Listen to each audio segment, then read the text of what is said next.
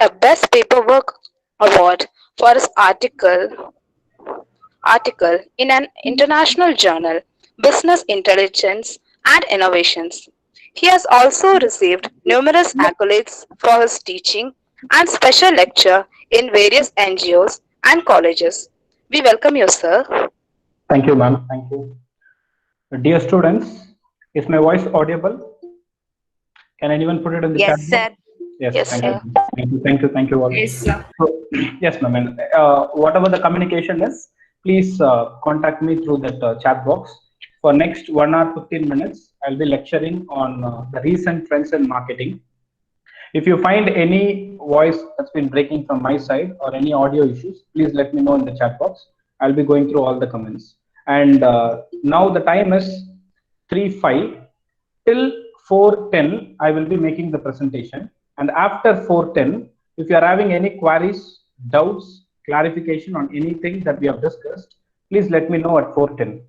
So thank you, ma'am, for introducing. And it's a privilege to be a special lecture for this today's event. And definitely, I will be providing with latest informations that are available. So kindly, first thing is pin down my profile. My name is Arun Kumar C, which will be mentioned in the audio will be going on. Kindly pin down that profile. And I will be presenting my screen now. So also pin down the screen where the presentation is happening. And since I've written a book on marketing management, and I can provide you the latest information since I've completed that in 2020 in June month.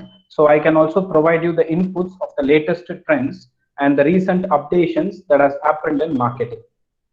So I welcome you all. I will not bore you. In case if you find anything boring, or if you find that my content which I have discussed that you have already heard, you can also put a comment. You can also make a running comment whenever I make. So it's not your regular lecture in the college. So it's entirely new for you since my specialization is from marketing and accounting. So I can provide you the best inputs of whatever that I know. So I welcome you again. So we'll start the session now. All the very best. And in case if you want to make note of any informations, have a pen with you and also a notebook and make note of all the important things that we are discussing. And the topic is recent trends in marketing. So now I'm not presenting, I'm just give an introduction. Immediately after the introduction, I'll present the screen. So kindly pin down the profile. So the recent trends in marketing means, for example, I'll also mix Tamil and English together. I'll not be just focusing on one language. Since I spoke with the organizing committee, they said you can have a blend of both the languages. So first thing is, நம்ம எல்லாருமே வந்து சந்திரமுகி படம் பார்த்திருப்போம் இல்லையா, super ஸ்டாரோட movie. அந்த படத்துல வந்து ஒரு யூனிக்கான விஷயம் இருக்கும். என்ன யூனிக்னு பாத்தீங்கன்னா, ரஜினி சார் இருக்காரு இல்லையா, ரஜினி சார் வந்து அந்த படத்துல ஃபுல்லாவே வந்து கூலர்ஸ் போட்டிருப்பாரு, கண்ணாடி போட்டிருப்பாரு. மற்ற படத்துல வந்து எந்த ஹீரோஸுமே அது பண்ணதில்லை. ஹீரோஸ் பாத்தீங்க அப்படின்னா ஜென்ரலி தே வில் ஹேவ் இந்த சாங் அப்போ இல்ல ஏதாவது ஹீரோயினை பார்க்கும்பொழுது they will have the coolers. But Chandramukhi படத்துல வந்து டாப் டு பாட்டம் படம் முடிகிற வரைக்கும் சூப்பர் ஸ்டார் வந்து கண்ணாடி போட்டிருப்பாரு.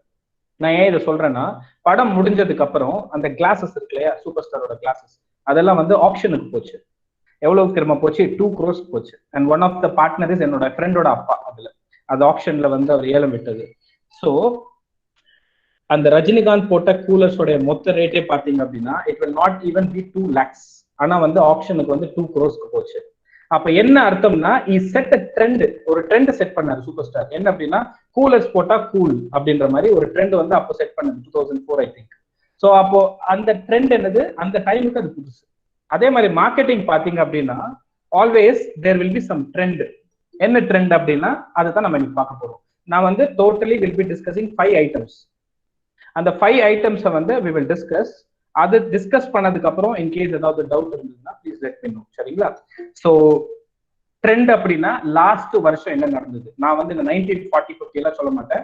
இந்த 2020ல, அதுவும் எஸ்பெஷலி கொரோனா வந்ததுக்கு அப்புறம் என்ன ஆச்சு மார்க்கெட்டிங்ல இருந்தது we will discuss. And also அந்த பேசிக்ஸ் இருக்கு இல்லையா, that also I will provide you. So we'll start now. I'm presenting my screen. Kindly pin down the profile. சரிங்களா? 100 பேர் இருக்கீங்க.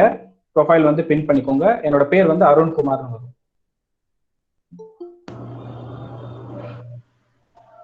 I'm switching off my camera, so you can only view my PowerPoint presentation. Yes, Kindly pin down that profile. சரிங்களா? Kindly pin down that. And students எல்லாம் வந்துட்டு இருக்கீங்க கொஞ்சம் பேரா. Better I will have another device also. It will be disturbing if I admit and go here and there. சரிங்களா?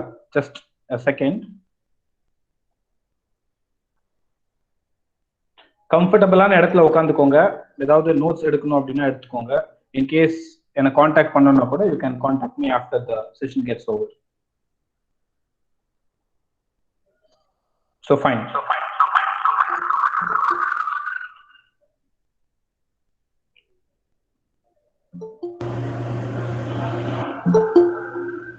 Few students are joining now. Okay, fine. So we'll start now. Kindly on the PowerPoint presentation நடக்குது இல்லையா, அதை வந்து கொஞ்சம் பின் பண்ணி வச்சுக்கோங்க. This is my profile. இதுவே நான் மார்க்கெட் தான் பண்ணிட்டு இருக்கேன். என்னோட ப்ரொஃபைல் யார் கேட்டாலுமே I use to market like this since காலையில இருந்து from morning till night I am in academics. So whenever anyone ask me what is your profession கேட்டாங்கன்னா I will say that I am the director of this academy. I will say that I am the assistant professor and head. I'll say that I am the part-time faculty of University of Madras. நான் ஒரு book எழுதியிருக்கேன். I'm very எங்கேஜ்ல நான் book முடிச்சேன். அதுக்கப்புறம் guest lecturer at Royal of ULC and I am also guest lecturer in Vivekananda. அது இடம் போடலன்னு சொல்லிட்டு இடம் ரொம்ப அதிகமா இருக்கும்னு சொல்லிட்டு I've taken. This is marketing. Basically I'm just marketing myself. அந்த மாதிரி all the things that we see எல்லா பொருட்களுக்குமே மார்க்கெட்டிங் ஒளிஞ்சுக்கிட்டு இருக்கும். Few things we may not see, but majority of the things அங்க எங்க நம்ம தேடி பார்த்தோம்னா மார்க்கெட்டிங் இருக்கும். அதுதான் நம்ம வந்து we will be discussing today. So first thing, now before getting into this recent trends, என்னென்ன ட்ரெண்ட்ஸ் இருக்கு நான் ஃபர்ஸ்டே சொல்லிடுறேன். Social marketing, online digital marketing, and then green marketing, direct marketing, rural marketing. This is what we will be discussing today. எடுத்த உடனே இதை சொன்ன அப்படின்னா ஏதோ ரொம்ப போர் அடிக்கிற மாதிரி இருக்கும். சடனா வந்து if I get inside the topic, it may not suit very well. So let me give certain informations about marketing. Immediately we'll go. So first thing, I'll start with the definition. What do we mean by marketing? நான் கூட I used to ask people before getting into any topic. It can be marketing or human resource management. It can be anything for that matter. First என்றது what is dash, what is commerce, what is BCom, what is marketing, what is social அப்படின்னு சொல்லிட்டு you should be in a position to answer it. If you are not able to answer it, அப்பனா நீ முதல்ல படிக்கணும்னு அர்த்தம். இப்போ நான் வந்து ஒரு கேள்வி கேட்கிறேன், ஃபாஸ்டா வந்து யாராவது சாட் பாக்ஸ்ல போட்டீங்கன்னா I'll be very happy to see that. What is marketing அப்படின்னு என்ன நீங்க நினைக்கிறீங்கன்றத ஒரு மேக்ஸிமம் 2 லைன்ஸ்ல வந்து சாட் பாக்ஸ்ல போடுங்க. நான் வந்து கடைசியில I will read it, but now you can just mention yourself as what is marketing. Don't copy, just put it your own views. You do it, I will also say you the actual answer. So marketing அப்படின்னு நம்ம என்ன சொல்றோம்னா அது வந்து ஒரு activity. மார்க்கெட்டிங்ன்றது ஒரு activity. Marketing is an activity. யார் இந்த ஆக்டிவிட்டி பண்றாங்க? A set of institutions do this work. Marketing is an activity, a set of institution. யார் அந்த institution? anyone can be that matter. For example, I'm having Arun Academy. நான் ஒரு institution வச்சிருக்கேன். நீங்க கிருஷ்ணசுவாமி காலேஜ்ல படிக்கிறீங்க, அது ஒரு இன்ஸ்டிடியூஷன். அந்த இன்ஸ்டிடியூஷனும் மார்க்கெட் பண்ணும், நானும் மார்க்கெட் பண்ணுவேன். everyone will do the marketing. So ஒரு ஆக்டிவிட்டின்றத மார்க்கெட் பண்றாங்க. யார் பண்றாங்க? a set of institutions. What do they market? ஞாபகம் வச்சுக்கோங்க, don't confuse marketing with promotion. Many people do that. ப்ரமோஷன்ன்றது ஒரு அங்கம் தான். ஒரு உடம்பு வச்சுக்கோங்க, உடம்புல வந்து கை தான் வந்து ப்ரமோஷன் வச்சுக்கோங்க. மற்ற உடம்புல இருக்கிற பாகங்கள் எல்லாத்தையும் சேர்த்தாதான் மார்க்கெட்டிங் வரும். So you cannot say that கை தான் உடம்புன்னு சொல்ல முடியாது. Promotion is a part of it. So what do we mean by promotion and marketing? Promotion அப்படின்னா நான் ஒரு பொருளை உருவாக்கிட்டேன், I have completed that, I am going to say this to the people. Surf Excel இருக்கு, சர்ஃபெக்சல் இருக்கு அப்படின்னு சொல்லிட்டு advertisement பாக்குறீங்க இல்லையா, அதுதான் promotion. But marketing is a bigger connotation. What do we mean by that? Marketing என்றது பொருள் ஆரம்பிக்குது இல்லையா, ப்ரொடக்ஷன் ஸ்டேஜ், அங்க இருந்து ஃபைனலா கன்சியூமர் அதை சாப்பிட்டு முடிச்சுட்டு ஃபீட்பேக் கொடுக்குறான் இல்லையா, from the origin to the end marketing plays a role. That's what the difference between promotion. Promotion என்றது நான் பொருள் எல்லாம் செஞ்சு முடிச்சாச்சு, அந்த பொருளை பத்தி நான் இன்னொருத்தனுக்கு இன்ஃபர்மேஷன் சொல்ல போறேன். That's called market. That's called promotion. But when we say marketing, marketing என்றது எங்க ஆரம்பிக்கும்னா even before the origin of the product. என்னோட மைண்ட்ல வந்து ஒரு தாட் இருக்கு, why don't I create so and so product? இன்னும் அது வந்து என்விரான்மெண்ட்ல வரல, எக்கனாமில அது இல்ல, but still people feel that marketing இது வந்தா எப்படி இருக்கும்னு அங்க ஆரம்பிக்கும் மார்க்கெட்டிங். அதுக்கப்புறம் ஃபைனலா கன்சியூமர் கன்சியூம் பண்ணதுக்கு அப்புறமும் marketing will be there. So the AMA definition ஒன்னு சொல்லுவாங்க. AMA, American Marketing Association. They say that marketing is an activity, set of institutions. ஓகேங்களா? என்ன பண்றாங்கன்னா கிரியேட் பண்ணுவாங்க, they communicate that, deliver it and exchange offerings. என்ன சொல்றாங்க? I create a product, I communicate that product. நான் create பண்ணா மட்டும் பத்தாது, I have to say that the so and so product is existing. I communicate that product. After communicating, I will exchange, அதாவது deliver பண்ணணும் இல்லையா? First நான் போய் deliver பண்ணுவேன். டெலிவர் பண்ணதுக்கு அப்புறம் I have to exchange the product and finally the product has to be useful. யாருக்காவது உபயோகமா இருக்கணும். யாருக்கு வேணா இருக்கலாம். It can be a customer, it can be a client, it can be a partner, it can be a society itself. இதை வந்து we call that as marketing definition. You can also get it, AMA definition போட்டுட்டு நீங்க பார்க்கலாம். எல்லாருக்குமே வந்து first thing வந்து marketing சப்ஜெக்ட்னா easy அப்படின்னு சொல்றது மைண்ட்ல அந்த ஃபிக்ஸ் ஆயிடுச்சு. ஏன்னா வந்து சின்ன வயசுல இருந்தே மார்க்கெட்டிங்ன்றது ஈஸி. பிகாம் செகண்ட் இயர் படிக்கிறீங்க நிறைய பேர். ஸோ வந்து மார்க்கெட்டிங் வந்து ஒரு ஈஸி சாப்டர் தான். பட் என்ன காம்ப்ளிகேட்டட்னா அப்டேஷன்ஸ்லாம் யாருமே பண்றதே கிடையாது. மார்க்கெட்டிங்கை பொறுத்த வரைக்கும் ஒரு வருஷத்துக்கு மட்டும் 300 கேஸ் ஸ்டடிஸ் வரும். நான் ஒரு கேஸ் ஸ்டடி உங்களுக்கு சொல்றேன், 300 கேஸ் ஸ்டடிஸ் வரும். அதை அப்டேட் பண்ணாதான் நீங்க மார்க்கெட்டிங்ல strong. What is marketing, marketing பத்தின concepts everyone can explain, but you should be little unique. அந்த ஆஸ்பெக்ட்ஸ் வந்து I'll try to touch. So first thing, we will focus on the concepts. இப்போதான் class start ஆகுது. whoever has joined now, it's fine. இப்போ நான் சொல்றதுல இருந்து please follow that. First one, concepts of marketing ஒன்னு சொல்லுவாங்க. Concepts of marketing. அது என்ன கான்செப்ட்ஸ்? மொத்தம் வந்து 6 கான்செப்ட்ஸ் இருக்கு, 6 கான்செப்ட். நான் வந்து 4 கான்செப்ட் சொல்றேன் உங்களுக்கு. மீதி இருக்கிற 2 கான்செப்டை வந்து நான் இந்த ரீசெண்ட் அப்டேட் சொல்லும் போது I will complete that. So first one வந்து ப்ரொடக்ஷன் கான்செப்ட்னு சொல்லுவோம். ப்ரொடக்ஷன் கான்செப்ட் அப்படி என்னன்னா, a company believes that if we are able to produce the product in large, Chennai's அமிர்தாவை ஞாபகம் வச்சுக்கோங்க. சென்னைஸ் அமிர்தா என்ன சொல்றாங்க? இல்ல சென்னைஸ் அமிர்தா கொஞ்சம் கன்ஃபியூஷனா இருக்கும், நம்ம இன்னும் ஈஸியாவே சொல்லலாம். பேட்டரி எடுத்துக்கோங்க. இப்போ நம்ம கையில வாட்ச் இருக்கும், we are having பேட்டரி. அப்புறம் கார் வச்சிருந்தீங்கன்னா கார்ல பேட்டரி இருக்கும். பைக் வச்சிருந்தீங்கன்னா பைக்ல பேட்டரி இருக்கும். பைக்ல அந்த லைட்டுக்கெல்லாம் பாத்தீங்கன்னா பேட்டரி இஸ் தேர். ஃபேன் பாத்தீங்கன்னா ஃபேனுக்குள்ள ஒரு பேட்டரி இருக்கு. அதே மாதிரி எந்த இடத்த பார்த்தாலும் பேட்டரி இருக்கும், எங்கேயோ கனெக்ட் ஆயிருக்கும். அந்த பேட்டரி எல்லாம் யார் மேனுஃபேக்சரிங் பண்றாங்க? நீங்க பாத்தீங்கன்னா மேட் இன் கொரியா இருக்கும், மேட் இன் ஆஸ்திரேலியா இருக்கும், மேட் இன் இந்தியா கூட இருக்கும். பட் அதை உடச்சி பாத்தீங்கன்னா once if you break the battery, அந்த உள்ள ஒரு சின்ன ஸ்டீல் மாதிரி இருக்கும். அந்த ஸ்டீலுக்குள்ளதான் கெமிக்கல் இருக்கும். அந்த கெமிக்கலை யார் பண்றாங்கன்னு பாத்தீங்கன்னா China. Nearly 90% of the battery that is manufactured in the world is from China, or which has been used in the world is from China. 90%. 2004 data நான் எடுத்துக்கிறேன். 2004, 16 இயர்ஸ்க்கு முன்னாடி 100%, almost 100% of the battery of the entire world was manufactured by China. அது எப்படி அவங்க மட்டும் manufacture பண்றாங்க, நம்மளால பண்ண முடியாதுன்னா? நிறைய கண்ட்ரிஸ் ட்ரை பண்ணி ஃபெயிலியர் ஆயிடுச்சு. ஏன்? ரீசன் இஸ், இப்போ ஒரு பொருள் உருவாக்கணும்னு வச்சுக்கோங்க. I just give an example. This question was asked by Adam Smith. Adam Smith வந்து ஒரு கொஸ்டின் கேட்கிறாரு. ஒரு பின் இருக்கு வச்சுக்கோங்க, பின்னு. இந்த பின்னை செய்யறதுக்கு எத்தனை நாட்கள் ஆகும் அப்படின்னு சொல்லிட்டு அவரோட ஸ்டூடெண்ட்ஸ் கிட்ட கேட்கிறாரு. ஒரு பின்னு, சாதா பின்னு. ஸ்டூடெண்ட்ஸ் எல்லாம் என்ன சொல்லுவாங்க? Sir, it will take 14 days for me, 1 day for me, 1 hour for me, 30 seconds, எல்லாம் ஒவ்வொருத்தர் ஒன்னொன்னு சொல்லிட்டு இருக்கான். அப்போ ஆடம் ஸ்மித் சொல்றாரு, ஈவன் நீங்க இன்னொரு 100 வருஷம் வாழ்ந்தா கூட இந்த பின்னை வந்து உங்களால செய்ய முடியாது, நார்மல் சேஃப்டி பின்னு. அப்ப எல்லாரும் ஆச்சரியமா பார்த்தாங்க, அது என்ன பின் என்ன அவ்வளவு பெரிய பிரமாதமான விஷயமா, பின்ன போய் செய்ய முடியாதான்னு. தென் பீப்புள் ஸ்டார்டட் ஆர்கியூவிங், பின்ன செய்யறதுக்கு 100 வருஷம் ஆகுமான்னு. தென் ஆடம் ஸ்மித் சொன்னாரு, நான் சொன்னது பின்ன நீங்க மட்டும் தான் செய்யணும், வேற யாருமே உங்களுக்கு ஹெல்ப் பண்ணக்கூடாது. அப்போ அதுக்கு தேவையான ஸ்டீலை நீங்க தான் செய்யணும். ஸ்டீலை நீங்க தான் போயிட்டு எடுக்கணும், அதை ஸ்டீலா கன்வெர்ட் பண்ணி நீங்க தான் வந்து அந்த பின் ஷேப்பா மாத்தணும். இப்படி கேட்கிறாரு. இப்ப நம்ம கூட ஒரு சின்ன எக்ஸாம்பிள் கேட்கிறேன். ஒரு வடை செய்யறதுக்கு எவ்வளவு நாட்கள் ஆகும்? ஒரே ஒரு வடை செய்யறதுக்கு நீங்க சொல்லலாம், வடை செய்யறதுக்கு எனக்கு ஈவினிங் போதும், கிளாஸ் முடிச்சோடனே நான் சாப்பிடுவேன். You can say that. But நான் சொல்றது, அந்த வடையை நீங்க மட்டும் தான் செய்யணும். அப்போ வடை செய்யறதுக்கு என்னென்ன வேணும்? ஃபர்ஸ்ட் பருப்பு வேணும். பருப்பு நீங்க தான் செய்யணும். பருப்பு நான் கடையில எல்லாம் வாங்கக்கூடாது, நீங்க தான் போய் அந்த பருப்பை உடைய வச்சு செஞ்சு அதை யூஸ் பண்ணணும்.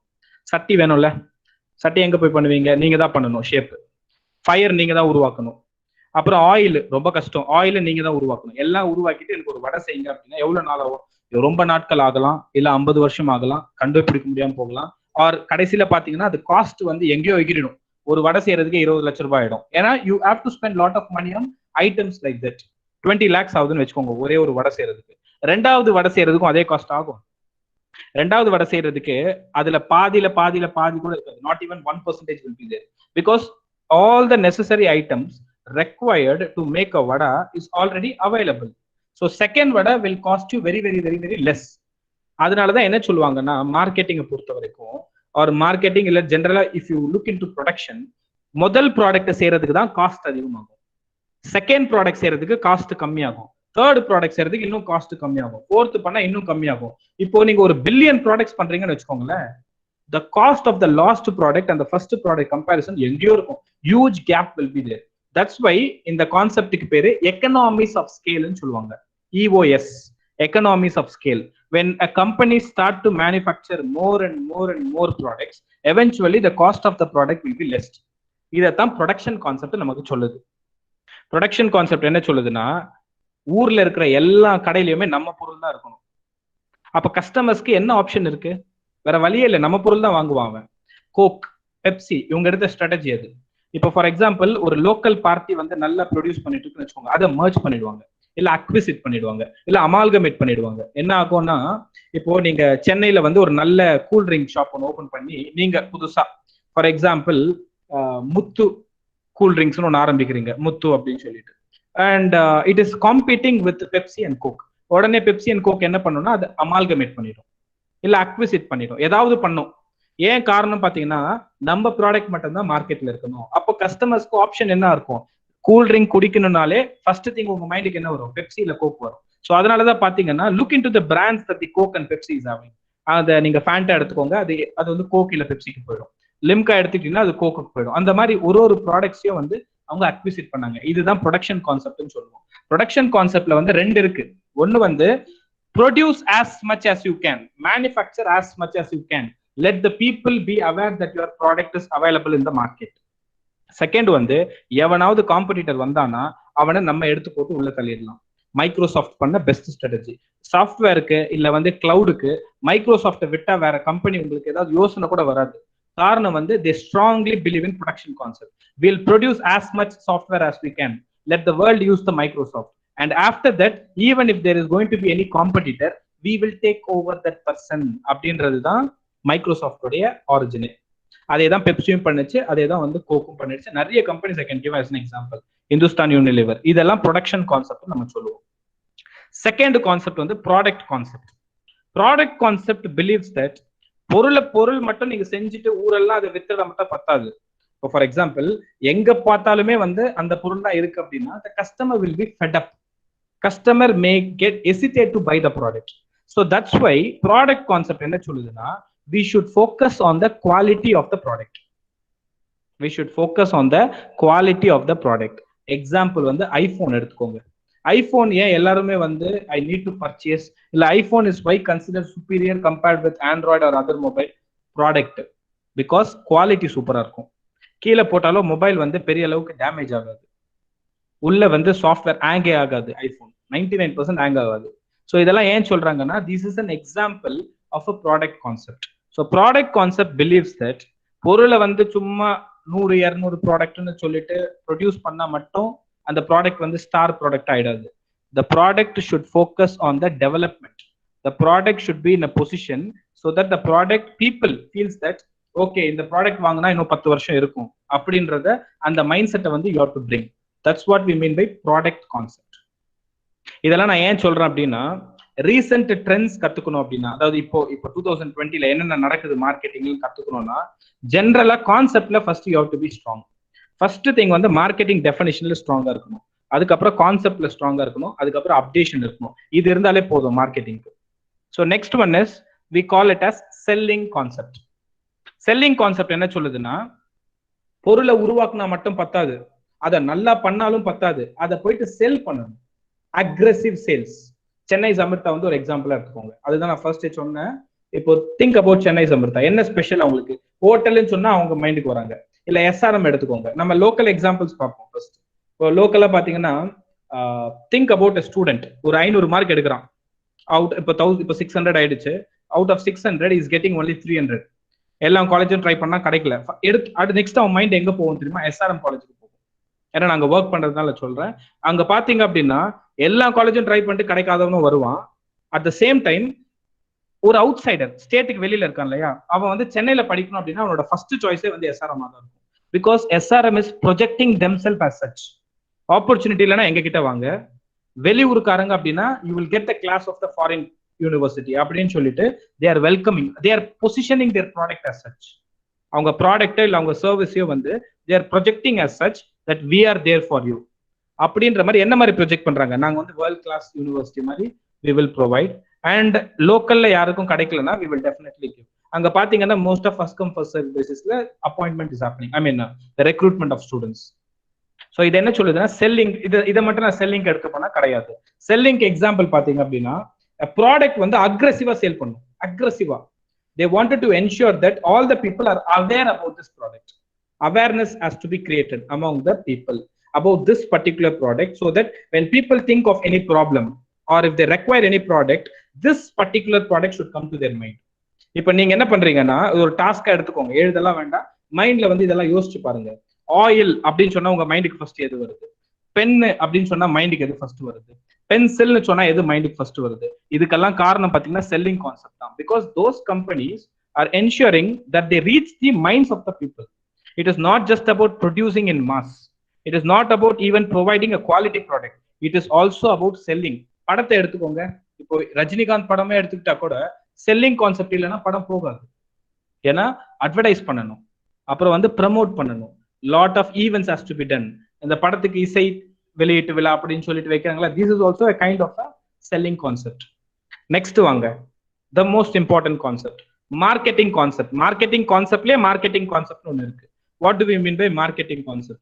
so marketing concept பாத்தீங்க அப்படின்னா you have to sell the product, fine, but first before selling the product understand the minds of the customers and then produce a product according to his expectation, then sell the product. என்ன சொல்றாங்க பாருங்க, இதுல ஒரு சின்ன வித்தியாசம் இருக்கும்.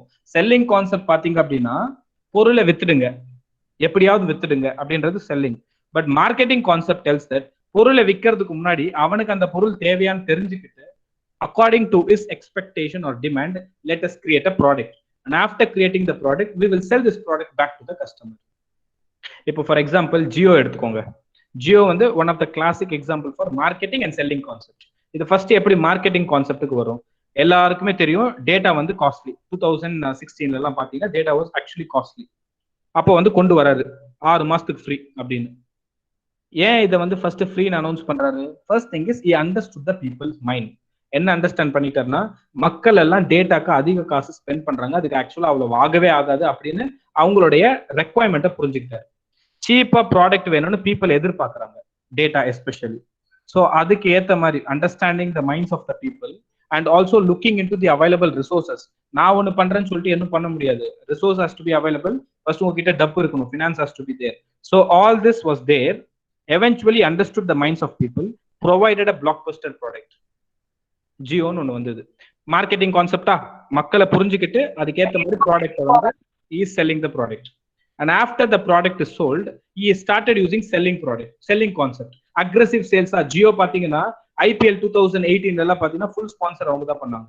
Sponsor இந்த sense அந்த மெயின் டிஷர்ட்ஸ் எல்லாம் ஜியோன்னு இருக்கும். அதுதான் அக்ரெசிவ் செல்லிங். இல்லாதவனுக்கும் ஜியோ பத்தி தெரியணும். IPL is one of the big tool. ஏன்னா வந்து இந்தியாவில் வந்து it is expected 25 crore people are watching IPL. அதாவது எய்தர் டிவிலையோ இல்லை ஆன்லைன்லயோ பாக்குறாங்க. இதை தவிர்த்து நீங்க அவுட் சைட்ல எல்லாம் பாத்தீங்கன்னா it duchess more than 50 crores easily. So ஒரு ப்ராடக்ட்டை நீங்க சேல் பண்ணீங்கன்னா 50 crores ஒரே ஷாட்ல வந்து you are able to capture அந்த ப்ராடக்ட்டை பத்தி. So this is actually selling concept. மார்க்கெட்டிங்ல ஆரம்பிச்சு செல்லிங்க்கு போறது. ஒரு ப்ராடக்ட் எடுத்துட்டோம்னா அந்த ப்ராடக்ட்டுக்கு முத்திரை எல்லாம் கொடுக்க முடியாது. இந்த ப்ராடக்ட்னா ப்ராடக்ட், இது வந்து செல்லிங் அப்படிலாம் கிடையாது. All the product will have all the concepts, but which is dominating. நான் இப்போ ஒரு ப்ராடக்ட் கேட்டேன்னா you should be in a position to answer. இப்போ நான் வந்து பிஸ்லரி வாட்டர் சொல்றேன், you have to be in a position to answer. என்ன concept அதுன்னு? பிஸ்லரி வாட்டர் பாத்தீங்கன்னா தண்ணி. அவங்க வந்து அக்ரெசிவா சேல் பண்ணணும்னு அவசியமே கிடையாது, ஏன்னா அது வந்து ஒரு நீடு. தண்ணி இல்லாம யாரும் இருக்க முடியாது. எஸ்பெஷலி நீங்க வந்து சில ரீஜன்ஸ் எல்லாம், இப்போ கோவா அதுக்கப்புறம் வந்து சில இடத்துல எல்லாம் பாத்தீங்கன்னா தண்ணி வந்து இந்த மாதிரி வாட்டர்ஸ் வந்து நிறைய குடிப்பாங்க. ஸோ அப்ப நீங்க அக்ரெசிவெல்லாம் சேல் பண்ண வேண்டாம். கஸ்டமர் என்ன எக்ஸ்பெக்ட் பண்றானோ அதுக்கேற்ற மாதிரி நம்ம பொருளை கொடுத்தாலே போதும். குட்டி வாட்டர் பாட்டில், பெரிய வாட்டர் பாட்டில், இன்னும் பெரிய water bottle. If you are able to understand it, it's enough. You can use the marketing concept. So அந்த மாதிரி each product will have its own origin. ஓகேங்களா? இந்த கான்செப்டை வந்து ஃபர்ஸ்ட் ஞாபகம் வச்சுக்கோங்க. ஃபர்ஸ்ட்ன்றது மார்க்கெட்டிங்னா என்னன்னு தெரிஞ்சுக்கணும். மார்க்கெட்டிங் அப்படின்னா என்னது? ஒரு பொருளை, ஒரு மார்க்கெட்டிங்ன்றது ஒரு செயல், ஒரு ஆக்டிவிட்டி. எல்லாமே ஆக்டிவிட்டி தான். இப்ப காமர்ஸ்னா நான் என்னன்னு கேட்டா நீங்க என்ன சொல்வீங்க? Buying and selling of goods and services சொல்வீங்க. ஆக்சுவலா அது பேரு ட்ரேடு. அதே மாதிரி இப்போ மார்க்கெட்டிங் எடுத்துட்டோம் அப்படின்னா நம்ம வந்து ஒண்ணு சொல்லணும். மார்க்கெட்டிங்ன்றது ஒரு செயல். அந்த செயல் என்ன பண்ணும் அப்படின்னா பொருளை உருவாக்கும், creation of the product, communication of the product, delivering of the product and exchanging offerings. உருவாக்கி அதை பத்தி சொல்லி அதை வந்து கம்யூனிகேட் பண்ணி அதுக்கப்புறம் அந்த பொருளை வந்து எக்ஸ்சேஞ்ச் பண்ணணும். எதுக்கு எக்ஸ்சேஞ்ச் பண்ணணும்? பணத்துக்கு தான் எக்ஸ்சேஞ்ச் பண்ணணும். இது வந்து யாருக்காவது உபயோகமா இருக்கணும். யாருக்கு வேணா இருக்கலாம். அது வந்து பொருளை வாங்குறவனாவும் இருக்கலாம், அந்த பொருளுக்காக அந்த நாட்டுக்கும் நல்லது இருக்கலாம். அந்த மாதிரி ஐட்டம்ஸ் எல்லாம் இருக்கு. Green marketing income. We will also look into that. சரி, இப்போ வந்து we will look into the latest trends or the recent trends. First thing is all the concepts that we discussed is also recent trends. அது trend நான் சொல்லுவேன், but recent நான் சொல்ல மாட்டேன். காரணம் என்னன்னா this came in 1950 itself. But எல்லா ப்ராடக்ட்ஸும் இப்போ புதுசா வருது இல்லையா ப்ராடக்ட். அப்ப அவங்க எந்த concept எடுத்துக்கிறாங்கன்றது you should take it to consideration. சரி, I'll start now. இப்போ பேராஷூட் ஏர் ஆயில் இருக்கு இல்லையா? பேராஷூட் ஆயில் எல்லாருக்குமே தெரியும். பேராஷூட் ஆயில் நான் ஒரு கேஸ் சொல்றேன். It's relating to marketing. And then I will ask question வந்து நீங்களே உங்களுக்குள்ள ஆன்சர் பண்ணிக்கோங்க. No need to say also. If you are interested chat பாக்ஸ்ல போடுங்க. பேராஷூட் ஆயில் இருக்கா? 2007ல நடந்த கேஸ் ஸ்டடியை நான் சொல்ல போறேன். 2007ல இந்த கேஸ் ஸ்டடி பாத்தீங்கன்னா 2007ல ஆரம்பிச்சு 2012 almost 5 years single case was going. பேராஷூட்ன்றது வந்து சமையல் ஆயிலா இல்ல தலையில போடுற ஆயிலான்னு சொல்லிட்டு 5 வருஷம் சண்டை. யாருக்குன்னு பாத்தீங்கன்னா பேராஷூட்டோடைய கம்பெனி வந்து மொராக்கோ, அதோடைய பேரண்ட் கம்பெனி. பேராஷூட்ன்றது ப்ராடக்ட் இல்லையா? அதோட கம்பெனி பேர் மொராக்கோ, மேரிகோன்னு சொல்லுவாங்க. And then government of Maharashtra, இவங்க 2 பேருக்கு சண்டை. ஸோ கவர்மெண்ட்டுக்கும் அந்த கம்பெனிக்கும் சண்டை. என்ன சண்டைன்னு பாத்தீங்கன்னா இப்போ ஃபார் எக்ஸாம்பிள் ஒரு காஸ்மெட்டிக் ஆயில் இருக்குன்னு வச்சுக்கோங்க. காஸ்மெட்டிக் தலையில போடுற oil. If you are using cosmetic oil, the company has to pay more tax. ஏன்னா வந்து அது அத்தியாவசிய பொருள் இல்ல, cosmetic item. the company has to pay more excise duty. Suppose அது வந்து சமையல் ஆயில்னு வச்சுக்கோங்க, கமாடிட்டி, பேசிக் எசென்ஷியல் இல்லையா? அதுக்கு டாக்ஸ் வந்து ஆல்மோஸ்ட் 0%. செஸ் மட்டும் தான் இருக்கும். ஸோ என்ன சொல்லுது, இப்போ நீங்க சமையல் ஆயில், இப்போ நாளைக்கு நீங்க வந்து ஒரு சமையல் ஆயில் வந்து if you are going to create, the tax will almost be 0. But if you are going to create a cosmetic oil, you have to pay more excise duty. கிட்டத்தட்ட 8% மேல போகுது. இப்போ excise duty I'm not very sure, but அதிக percentage. 2007ல ஒரு case நடக்குது. என்ன case அப்படின்னா government of Maharashtra சொல்லுது பேராஷூட்ன்றது வந்து ஒரு காஸ்மெட்டிக் ஆயில். கரெக்ட் தானே? எல்லாம் பேராஷூட்டை வாங்கி எங்க போடுறோம்? சமையலுக்கா போடுறோம்? எல்லாம் தலையில தானே போடுறோம். ஸோ அப்போ பேராஷூட்ன்றது ஒரு காஸ்மெட்டிக் ஆயில், அதுக்கு வந்து நீங்க எக்ஸைஸ் டியூட்டி அதிகமா கட்டணும்னு சொல்றாங்க.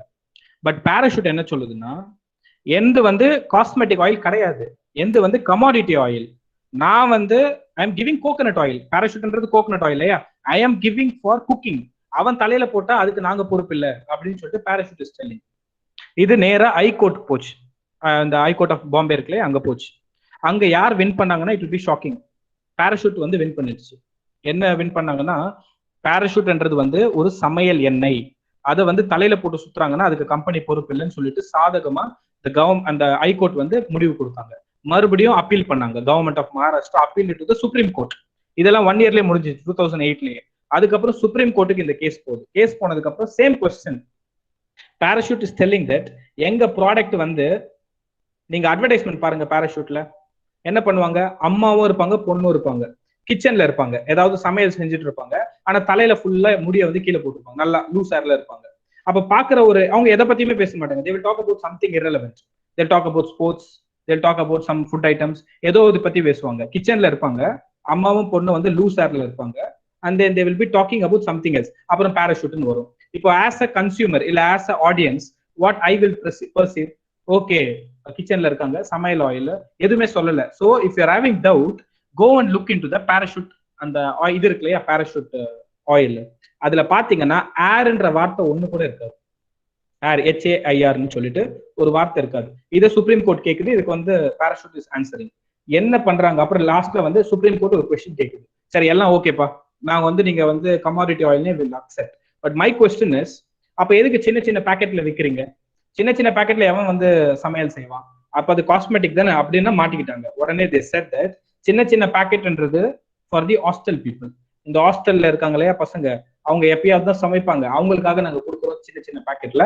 அதை வந்து தலையில போடுறாங்க. That we are not responsible for it அப்படின்னு சொல்லிட்டு ஃபைனலா அகைன் பாராசூட் வந்த கேஸ் சுப்ரீம் கோர்ட். இதெல்லாம் 2008ல வந்து it was a very famous case. இப்ப நான் ஒரு ஸ்கிரீன்ல பிரசன்ட் பண்றேன் பாருங்க. பாராசூட் ஏர் ஆயில, பாராசூட் ஆயில், பாராசூட் ஆயில் பாத்தீங்கன்னு வச்சுக்கோங்க, இப்படி இருக்குமா? Just look into this image. Parachute இருக்கும், 100% பியூர் கோகோனட் ஆயில் இருக்கு. இந்த அமேசான்ல பார்த்தோம். அதே பாராசூட்ல வந்து இன்னொரு டைப் இருக்கு, ஏர் ஆயில்னு சொல்லிட்டு. ஏர் ஆயில் இதுல பாத்தீங்கன்னா it will be very clear. அங்கே வந்து மென்ஷன் பண்ணிருப்பாங்க பாராசூட் ஏர் ஆயில் அப்படின்னு சொல்லிட்டு. இந்த பாருங்க, பாராசூட் அட்வான்ஸ்ட் கோகோனட் ஏர் ஆயில் அப்படின்னு சொல்லிட்டு they are selling the product. But இதோட ப்ரொடக்ஷன் வந்து ரொம்ப கம்மி. நார்மல் பாராசூட் பாத்தீங்கன்னா ப்ரொடக்ஷன் அதிகம். ஸோ இது ஒரு டிஃபரன்ஸா இருக்கு. இதை நான் ஏன் சொல்றேன் அப்படின்னா, இது ஒரு ட்ரெண்ட் செட்டிங். மார்க்கெட் பண்றப்போ அந்த பொருளை எப்படி வேணா மார்க்கெட் பண்ணலாம். when I come to the green marketing, I will let you know about the things and tricks that the companies are doing. சரி, I will start now. So first item that we are going to discuss is social marketing. சரி, இதெல்லாம் new ட்ரெண்ட்ப்பா. Social marketing காலகாலமா இருக்கு. But I will say you in the 2020 context. Social marketing. சரி, social marketing எதுக்கு பண்றாங்க? நான் வந்து என்னுடைய word document வந்து உங்களுக்கு காட்டுறேன். அதை வந்து கொஞ்சம் பின் பண்ணி வச்சுக்கோங்க, கொஞ்சம் ஜூமும் பண்ணுங்க என்னதான் பண்றாங்க அப்படின்னு சொல்லிட்டு. இப்போ ஃபார் எக்ஸாம்பிள், இந்த ஃபிலிம் ஆரம்பிக்கிறதுக்கு முன்னாடி, படம்லாம் ஆரம்பிக்கிறதுக்கு முன்னாடி, அந்த ஹீரோவோ இல்ல director of the film will say that smoking is injurious to health, drink I mean smoking causes cancer, அப்புறம் வந்து drinking is injurious to health, ஏதோ ஒன்று சொல்றாங்கல்ல. அப்ப அது என்ன அர்த்தம்? ஆன்டி ஸ்மோக்கிங்கா, ஆன்டி ட்ரக்ஸா? அதுதான் social marketing. Social marketing happens entirely, எல்லா இடத்துலயுமே இருக்கும் சோஷியல் மார்க்கெட்டிங். இப்போ ஃபார் எக்ஸாம்பிள், வண்டி எடுத்துட்டு போறீங்க வீட்டுல இருந்து, you are going to college. அங்க ஒரு பெரிய பில் போர்டில் எழுதியிருப்பாங்க, wear helmet, protect your software, so wear the hardware. ஏதாவது கான்டெக்ட்ல in order to make people realise the importance of helmet ஒரு அட்வர்டைஸ்மெண்ட் போட்டிருப்பாங்க. இல்ல அதை வந்து நீங்க எக்ஸ்ட்ரீம் கேஸ்ல தான் ஃபைனல்லாம் will not come under social marketing. Marketing is basically making people aware about that particular item. இப்போ ஒரு பொருளை நான் விற்கிறேன்னு வச்சுக்கோங்க. இப்போ ஃபார் எக்ஸாம்பிள், நான் வந்து ஒரு நோட் புக் செய்யறேன், கிளாஸ்மேட் மாதிரி ஒரு நோட் புக் செய்யறேன்னு வச்சுக்கோங்க. I wanted to sell this product. That is marketing basically. அவ்வளவுதான். டாட். சோஷியல் மார்க்கெட்டிங் அப்படின்னா அப்படியே நான் வித்தியாசமா சொல்றேன் பாருங்க. இந்த நோட் புக் நீங்க வாங்குனீங்க அப்படின்னா இதுல வந்து ஒரு 10% வந்து அநாத ஆசிரமத்துக்கு போகும். அந்த அநாத ஆசிரமத்துக்கு போச்சு அப்படின்னா இது வந்து அந்த பசங்களுடைய வாழ்வாதாரத்தை முன்னேற்றும். எங்க இருந்து எங்க போகுது பாருங்க. கிளாஸ்மேட் பின்னாடி அந்த லாஸ்ட் பேஜ் பாத்தீங்க அப்படின்னா அந்த அட்டை, அந்த பவுண்டிங்ல it will be mention, 4 notebook நீங்க வாங்குனீங்க அப்படின்னா some percentage money is going to the poor people, ஏதோ ஒரு வெல்ஃபேர் மெஷர்ஸ்க்காக போகும். இது ஒரு வகையில சோஷியல் மார்க்கெட்டிங். இதை அப்படியே நம்ம காமர்ஸ்க்கு எடுத்துட்டு வரலாமா? Social marketing, CSR, corporate social responsibility, section 135 of companies act 2013 என்ன சொல்லுது பாருங்க. ஒரு கம்பெனி வந்து சில கிரைட்டீரியா இருக்கு, நிறைய கிரைட்டீரியா இருக்கு. 5 crore மேல நெட் ப்ராஃபிட், 500 crore மேல வந்து நெட் ஒர்த், 1000 crore மேல turn over. These are all criterias. இதெல்லாம் ஓரமா வச்சுட்டு a company has to spend 2% of its net profit of the average of 3 years அப்படின்னு சொல்றாங்க. கடந்த 3 வருடம் வந்த லாபத்துடைய ஆவரேஜ்ல 2%, 2% you have to spend for social responsibility. இது வந்து அந்த கம்பெனியுடைய ரெஸ்பான்சிபிலிட்டி. என்ன பண்ணலாம் அந்த கம்பெனினா, அந்த கம்பெனி வந்து ஒரு ஸ்கூல் கட்டலாம். ஆனா அந்த ஸ்கூல்ல படிக்கிற பசங்க வந்து அந்த கம்பெனில வேலை செய்யற பேரண்ட்ஸா இருக்கக்கூடாது. அதாவது உங்க கம்பெனிக்கு நீங்க எதுவுமே செய்யக்கூடாது. You should do something away from your company. For instance, it can be for a child, it can be to another town. நீங்க ஒரு டாய்லெட் கட்டலாம். நீங்க வந்து இப்போ ஃபார் எக்ஸாம்பிள் இன்ஃபோசிஸ் கம்பெனி இருக்கு இல்லையா, இன்ஃபோசிஸ் பாத்தீங்கன்னா இந்த காஞ்சிபுரம் சைட்ல இருக்கு இல்லையா, அந்த கம்பெனி வந்து CSRக்கு ஒரு வருஷம், நான் சொல்றேன் இட்ஸ் ரியல் டேட்டா, ஒரு வருஷத்துக்கு 2 கோடி ரூபாய் ஸ்பெண்ட் பண்ணாங்க. எதுக்குன்னா ஃபுல்லா அந்த ரீஜன் ஃபுல்லாவே வந்து CCTV வந்து கொண்டு வந்தாங்க. சிசிடிவி 2 crores ஸ்பெண்ட் பண்ணாங்க. பட் இதை நாங்க வந்து சிஎஸ்ஆரா கன்சிடர் பண்ண மாட்டோம் கவர்மெண்ட் சொல்லிடுச்சு. ஏன்னு பாத்தீங்கன்னா அந்த சிசிடிவி பாத்தீங்கன்னா it is helping and protecting your employees. உங்க எம்ப்ளாயீஸ் வர இடத்துக்கு நீங்க சிசிடிவி போட்டிருக்கீங்க, அதை எப்படி நாங்க 2% ஃபார் த சொசைட்டின்னு கன்சிடர் பண்ணுவோம்னு சொல்லிட்டு the 2% வாஸ் நாட் கன்சிடர்ட். ஒரு கம்பெனி சிசிடிவி போடுதுன்னு வச்சுக்கோங்க வெளியில, அது அந்த கம்பெனியோட ஆட்களுக்காக போடுதுங்கிற மாதிரி கணக்குல வந்துடும். So you should do something away from it. இப்போ நீங்க இந்த ரோட்ல எல்லாம் போனீங்கன்னு வச்சுக்கோங்களேன், இந்த பேரிகேட்ஸ் இருக்கும். பேரிகேட்ஸ்ல பாத்தீங்கன்னா போத்தீஸ்ன்னு இருக்கும். அப்புறம் பேரிகேட்ஸ்ல பாத்தீங்கன்னா ஜெயச்சந்திரன் டெக்ஸ்டைல்ஸ். இதோட அர்த்தம் எல்லாம் சிஎஸ்ஆர் தான், ஒன்னும் கிடையாது. ஒன்னு CSR, the other one is promotion. ஜெயச்சந்திரனோட பேரிகேட ஜெயச்சந்திரனுக்கு பக்கத்துலயே பாத்தீங்கன்னா அது வந்து ப்ரமோஷன். ஜெயச்சந்திரனோட பேரிகேட நீங்க வந்து புரஷவாக்கத்துல பாத்தீங்கன்னு வச்சுக்கோங்க, that's a CSR. Differences are there. உங்களோட ப்ராடக்ட்டை வந்து நீங்க வேற பேரிகேட்ன்றது அவங்களே ஸ்பான்சர் பண்ணி அதை கவர்மெண்ட் கொடுப்பாங்க. சரி, நாட் ஒன்லி ஸ்டிக்கர் ஓட்டுறது மட்டும் இல்ல, entire product cost is taken care by that particular company and they will give it. ஜெயச்சந்திரன்றது ஒரு கம்பெனி தான், சரிங்களா? All this are company. Pothys is a company, Saravana store is a company, எல்லாம் private company. So if you see social பாத்தீங்க அப்படின்னா ஒரு பொருளை விற்கிறது மட்டும் இல்ல, அந்த பொருளுக்கான காஸ்ட் பத்தி பேசுவாங்க. Look into this particular item, helping people with disabilities. இப்படி ஏதாவது நீங்க போய் சொல்ல முடியுமா? ஹெல்பிங் பீப்புள் வித் டிசேபிலிட்டிஸ் இப்படி சொன்னீங்கன்னா அனாத ஆசிரமம் சொல்லிடுவாங்க. பட் நம்ம இங்க படிக்கிறது மார்க்கெட்டிங், இதுக்கும் அதுக்கும் சம்பந்தம் கிடையாது, சரிங்களா? Social motive is different, social marketing is different. So when we say helping people with the disabilities, you cannot say directly. You have to do it in an indirect way. For instance, நாங்க வந்து ஒரு private agency ஆரம்பிக்க போறோம். அந்த private agency வந்து அதோடைய நோக்கம் பாத்தீங்க அப்படின்னா கரப்ஷன்ஸ் வந்து யாருக்கும் தெரியாம லஞ்சம் எல்லாம் வாங்குறாங்க இல்லையா, அவங்கள வந்து நாங்க வீடியோ ஷூட் எடுத்து நாங்க கவர்மெண்ட் கிட்ட தரோம் அப்படின்னு சொல்லிட்டு நீங்க ஒன்னு ஆரம்பிக்கிறீங்க, பிரைவேட் சிஐடி மாதிரி. It is possible. ஸோ அப்போ இதுக்கு ஃபண்ட் வேணும் இல்லையா? You are asking fund from various people around you. அப்போ அவங்க கிட்ட ஃபண்டை வாங்குறீங்க. For what purpose? கரப்ஷனை கம்மி பண்ணணும்னு சொல்லிட்டு. நீங்க ஃபண்ட் வாங்கி உங்க பிசினஸ் நடத்தணும்ன்றது உங்களோட மோட்டிவ். பட் இதனால என்ன நடக்கும் அப்படின்னா கரப்ஷன் கம்மியாகும். அந்த காசை பத்தி you have to promote. That is social marketing. Social marketing தான் பாத்தீங்கன்னா it is set that in the coming years, ஏன்னா இப்போ பீப்புள் வந்து கொஞ்சம் சோஷியலி ரெஸ்பான்சிபிள் தான். நல்லா யோசிச்சு பாத்தீங்கன்னா எல்லாருமே வந்து சொசைட்டி நல்லா இருக்குன்றதுக்காக அவனோட கருத்துக்களை முன்வைப்பாங்க. ஃபார் எக்ஸாம்பிள், எனக்கு வந்து ஒரு பார்ட்டி, ஒரு பொலிட்டிக்கல் பார்ட்டி பிடிக்குதுன்னா இன்னொருத்தனுக்கு இன்னொரு பொலிட்டிக்கல் பார்ட்டி பிடிக்கும். ஆனா ரெண்டு பேரோட நோக்கம் பாத்தீங்கன்னா நாடு எப்படியாவது உருப்படணும். ஐ வில் ஃபீல் தட் இந்த பார்ட்டி இருந்தா நல்லா இருக்கும்னு சொல்லுவோம், இன்னொருத்தன சொல்லுவோம் அந்த பார்ட்டி தான் நல்லா இருக்கும். பட் அந்த ரெண்டு பேரோட நோக்கமும் ஒரு புள்ளியில வந்து முடியும், நாடு நல்லா இருக்கணும். ஸோ அதே மாதிரி தான் வந்து all the products if you C in the coming years R even இந்த கரண்ட் இயர், என்னோட ப்ராடக்ட்டை நீ வாங்கின அப்படின்னா உனக்கு மட்டும் நல்லது இல்லை, எல்லாருக்கும் நல்லது அப்படின்ற மாதிரி மைண்ட் செட்டை வந்து the company is trying to create, because it eventually gives a pleasure to the person. அப்பா ஓகே, என் பொருள், இவனோட பொருள் நான் வாங்கினா எனக்கு மட்டும் நல்லது கிடையாது, ஒரு வகையில நாட்டுக்கும் நல்லது அப்படின்ற மாதிரி மைண்ட் செட்டை வந்து the company is trying to project and create. So இதெல்லாம் சோஷியல் மார்க்கெட்டிங் தான். இதுக்கு எக்ஸாம்பிள்ஸ் வந்து நீங்க எல்லா கம்பெனிஸுமே எடுத்துக்கலாம். Because if you C Tata வந்து என்ன சொல்லுது? we are a social கம்பெனின்னு சொல்லுது, வெல்ஃபேர் கம்பெனி. அவங்க தான் வந்து இந்தியாலே அதிகமா சிஎஸ்ஆர் பே பண்றாங்க. ஏன் ப்ரொஜெக்ட் பண்றாங்க? they are saying that we are a company making huge profit and we are giving back to the society for the people. நீங்க டாட்டாவுடைய அந்த வெப்சைட்ஸ் எல்லாம் போட்டீங்கன்னா you will see different measures taken by the டாட்டாக்கு கீழே வந்து 40 கம்பெனிக்கு மேல இருக்கு. they are having more than 200 branches all over the India. World wide எடுத்தீங்கன்னா 250 போகும். எல்லா கம்பெனியோட அஃபிஷியல் வெப்சைட்ல பாத்தீங்கன்னா ஃபர்ஸ்டோ இல்ல செகண்ட் பிக்சரோ பாத்தீங்கன்னா they will talk something that they have done back to the society. they say that we have paid more tax, we have used more amount for the CSR. எங்களுக்கு கொடுக்கப்பட்ட அமௌண்ட்டை தாண்டி நாங்க சிஎஸ்ஆர் பே பண்ணுவோம். இதெல்லாம் வந்து சோஷியல் மார்க்கெட்டிங் சொல்லுவோம். It is for the welfare of people.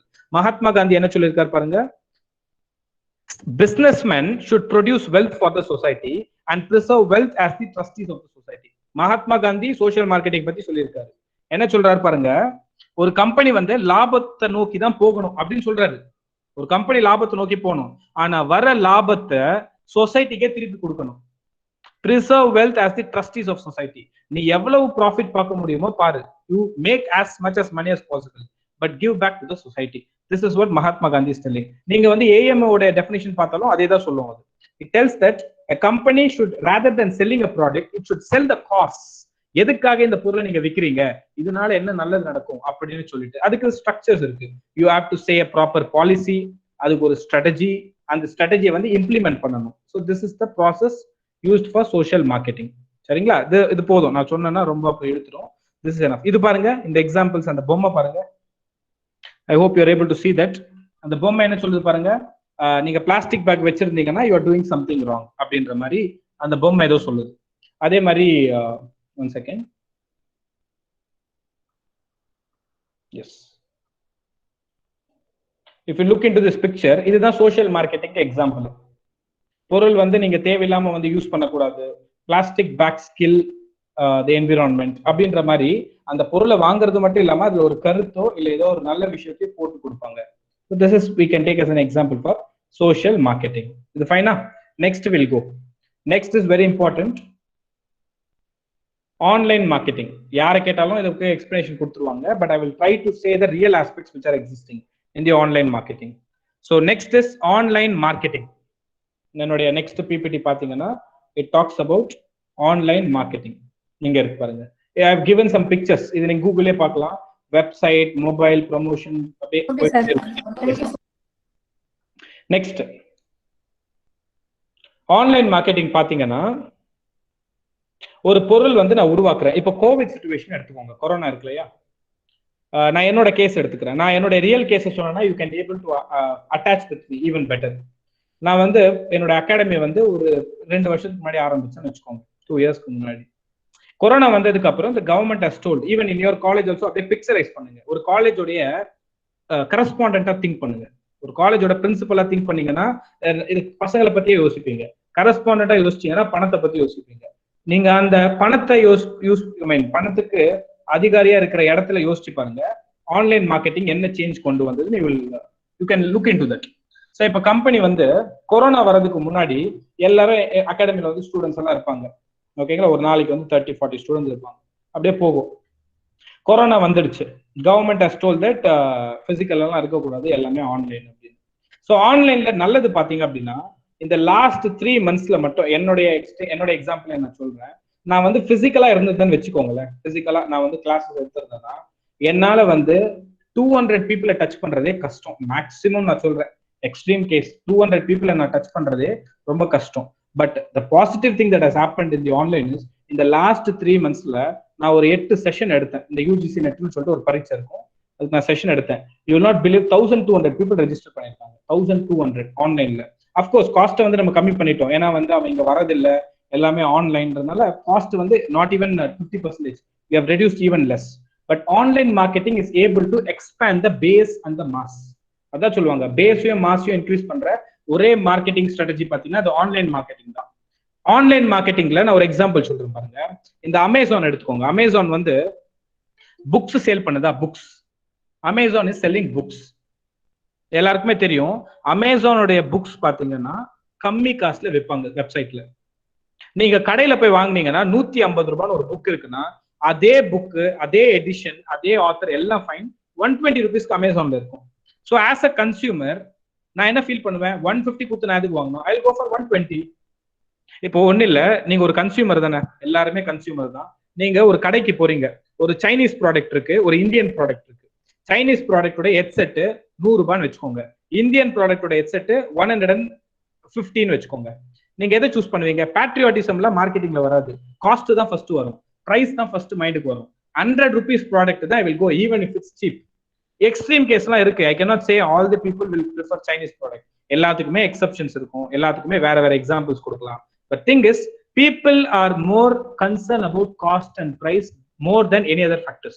அதான் ஃபர்ஸ்ட்னு சொல்லுவாங்க மார்க்கெட்டிங்ல, price and the cost is very important. So in that context நான் அந்த பாயிண்ட்ல சொல்லும்போது பிரைஸ் வந்து இப்போ நம்ம அமேசான் எக்ஸாம்பிள் எடுத்துட்டோம் இல்லையா, 150 rupees புக்கை வந்து Amazon is able to sell for 100 rupees. அப்போ அவன் அந்த கடைக்காரன் 100 ரூபாய்க்கு விற்கலாம்னா முடியாது. ஏன் முடியாதுன்னு பாத்தீங்கன்னா, கடைக்காரன் வந்து இடம் வச்சிருப்பான், எலக்ட்ரிசிட்டி, அங்க வேலை செய்யறதுக்கு எம்ப்ளாயி காஸ்ட், அப்புறம் அவனோட profit margin, all this will be there. அப்போ அமேசான் மட்டும் எங்க புக் வச்சிருக்கு, அங்கதான் twist. Amazon is making loss in book. இந்த புக்ஸ் எல்லாம் விற்கிறாங்களே அமேசான், அவங்க வந்து லாஸ் பண்ணிட்டு இருக்காங்க அப்படின்ற இன்ஃபர்மேஷன் ஒரு பேப்பர்ல நான் படிச்சேன், ஆர்டிகல்ல. லாஸ் அப்ப ஏன் லாஸ் பண்றாங்கன்னா, this is called killing marketing. Killing அப்படின்னா ஒரு கட்டத்துக்கு அப்புறம் என்ன ஆகும், all the people will start purchasing books only from Amazon and Flipkart. எல்லாரும் இந்த ஆன்லைன் கடையில மீன் இந்த ஆஃப் பிரிக் அண்ட் மோட்டார் கடைலாம் இருக்கு இல்லையா, இப்ப நம்ம தெருவுல இல்ல புக் ஸ்டால்ல இங்கெல்லாம் நம்ம புக் வாங்க மாட்டோம். ஒரு இன்னும் 5 வருஷம் கழிச்சு யோசிச்சு பாருங்க, what will happen after 5 years. இவங்க எல்லாருமே வந்து கஷ்டப்படுவாங்க, யாருமே உங்ககிட்ட வாங்க மாட்டாங்க. People will prefer Amazon and Flipkart. அதுக்கப்புறம் அவங்க பிரைஸ் இன்க்ரீஸ் பண்ணுவாங்க. இப்போ நான் லாஸ் பண்றேன், I am okay with it. But after some days, all these people will shut down their business. Then I will be the sole proprietor. I mean, I will be the only person who will be selling this. Monopoly வந்துருவாங்க. ஸோ இதெல்லாம் பார்த்தீங்கன்னா killing marketing. This is possible only through online marketing. Online மார்க்கெட்டிங்ல இல்லைன்னா killing மார்க்கெட்டிங்ன்ற கான்செப்டே வராது. Killing marketing என்னன்னா, நான் நஷ்டப்பட்டாலும் பரவாயில்ல, அவனை வந்து ஃபர்ஸ்ட் இடத்தை விட்டு வெளியில அனுப்பிச்சிடணும். Let me make loss, I can bear it. ஏன்னா Amazon is a very big company, number 1 in the world in terms of market cap. So let me make loss, but that opponent should be away from the market. என்னோட ஏரியாலே அவன் இருக்கக்கூடாது. அவன் இறந்து போயிட்டான் இல்ல அவனுடைய business stop ஆயிடுச்சுன்னா, eventually I will be the only person selling this product. Then I will slowly increase the product. ஒரு ரூபான்னு சொல்லிட்டு I will increase the product. So இதெல்லாம் பாத்தீங்கன்னா ஆன்லைன்ல பாசிபிள். நாளைக்கு நீங்க this is one negative side. இத நெகட்டிவ்னு சொல்றதுக்கு பதிலா அந்த கம்பெனியோட பாசிட்டிவ் கூட நீங்க எடுத்துக்கலாம். The other one is மார்க்கெட்டிங்ல, ஐ மீன் ஆன்லைன்ல பாத்தீங்கன்னா நம்ம 3 வகையா பிரிக்கலாம். ஓன்டு, ஏர்ன்டு, பெய்டு அப்படின்னு சொல்லிட்டு. Owned, I own it. இப்போ ஃபார் எக்ஸாம்பிள் எல்லாருக்கிட்டையும் ஃபேஸ்புக் அக்கௌண்ட் இருக்கும் இல்லையா, ஃபேஸ்புக் வந்து யாருக்கு சொந்தம்? ஃபேஸ்புக் கம்பெனி வந்து மார்க் ஜுக்கர்பர்க். ஃபேஸ்புக் அக்கௌண்ட் உங்களுக்கு தானே, அங்க நீங்க என்ன வேணா ப்ரமோட் பண்ணலாம் இல்லையா. Your Facebook, you can promote anything. Suppose நீங்க வந்து ஹை ப்ரமோஷன் பண்ணணும்னா you have to go for cost. நான் என்னோட அகாடமிக்கு நான் ஒரு வாட்டி ப்ரமோட் பண்ணும்போது ஐ saw that 350 rupees நீங்க கொடுத்தீங்கன்னா ஒரு நாளைக்கு, for a day, if you are giving 350 rupees, it will reach 20,000 people, new people. அடுத்த நாள் 350 ரூபா கொடுத்தீங்கன்னா அடுத்த 20,000 பேருக்கு வந்து அந்த பொருள் போய் ரீச் ஆகும். ஒரு அகாடமி, ஒரு சின்ன அகாடமி எடுத்துக்கிட்டீங்கனாலே ஒரு 350 ரூபா கொடுத்தீங்கன்னா 20,000 பேருடைய ஃபேஸ்புக்ல வந்து ஒரு சின்ன அட்வர்டைஸ்மெண்ட் மாதிரி அது வந்துடும். Facebook is an advertising company, சரிங்களா. Google is an advertising company. Google என்ன பண்ணும்னா, நீங்க எதெல்லாம் சர்ச் பண்றீங்களோ அந்த டேட்டாவை வந்து அந்த ரெஸ்பெக்டிவ் கம்பெனிக்கு கொடுத்துரும். கூகுள்னா ஒரு ஆள் வந்து இதெல்லாம் பாக்குறது எல்லாமே அல்காரிதம்ஸ் தான். நீங்க என்ன பண்றீங்கன்னா, கிளாஸ் முடிஞ்சுட்டு, இப்ப இந்த செஷன் முடிஞ்சுட்டு ஜீப்ரான் டைப் பண்ணுங்க. ஜீப்ரான் டைப் பண்ணிட்டு ஏதாவது பண்ணுங்க, வேலையை பாருங்க. ஜீப்ரா பத்தின ஆர்டிகல்ஸ், ஜீப்ரா பத்தின இன்ஃபர்மேஷன்ஸ் எல்லாம் நீங்க நாளைக்கு கூகுள் யூஸ் பண்ணீங்கன்னா வரும். இல்ல வந்து ஓப்போ போன் போட்டுருங்க, ஓப்போ போனுடைய மாடல் ஒரு 2 பார்த்துட்டு you close of the Google. நாளைக்கு நீங்க வந்து வேற ஏதாவது கூகுள்ல பார்க்கும்போது ஓப்போ பத்தி இன்ஃபர்மேஷன்ஸ் வரும். It means that Google takes the data from you and gives it to the respective company and the company promotes to you. இதெல்லாம் பாத்தீங்கன்னா ஆன்லைன் மார்க்கெட்டிங்ல ரொம்ப பழகின விஷயங்கள். நெக்ஸ்ட் பாத்தீங்கன்னா இந்த 3 types ஆஃப் மீடியா சொன்னேன் இல்லையா. Owned media means I own it, என்கிட்ட நான் தான் அதுக்கு அதிபர், நான் தான் சொந்தக்காரன். ஃபேஸ்புக், இன்ஸ்டாகிராம் இதெல்லாம் வந்து company use to promote their product. Earned மீடியான்னு சொல்லிட்டு ஒன்று இருக்கு. இங்க பாருங்க, second point, EARNED. Earned media means word of மவுத்.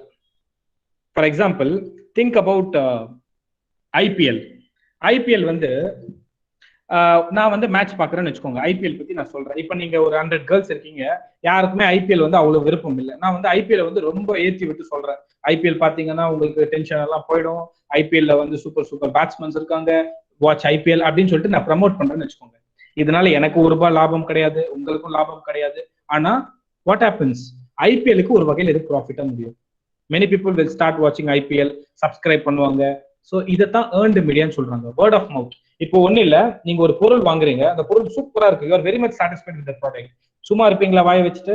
இல்ல, ஊர்ல இருக்க எல்லார்கிட்டயும் இந்த ப்ராடக்ட்டை பத்தி சொல்லுவீங்க. இதுக்கு அந்த கம்பெனி உங்களுக்கு ஏதாவது பே பண்ணிச்சா? Nothing. But you are doing this for your own benefit or maybe for some others benefit. The company is indirectly getting benefit from this. இதைத்தான் ஏர்ன்டு மீடியான்னு சொல்லுவாங்க. இது நிறைய இடத்துல நடக்கும். எனக்கே நிறைய நடந்திருக்கு. நான் நல்லா கிளாஸ் எடுத்தேன் அப்படின்னா அவங்க ஃப்ரெண்ட்ஸ் கிட்ட சொல்லுவாங்க. நான் சரியா கிளாஸ் எடுக்கலன்னா அப்படியே நெகட்டிவ்னு சொல்லுவாங்க. So everything is possible. இதை வந்து ஏர்ன்டு மீடியான்னு சொல்லுவோம். இப்போ ஒரு படம் வருது, சூப்பர் ஸ்டார் படம் வருது, again I'm telling super star, Ajith படம் வருதுன்னு வச்சுக்கோங்க.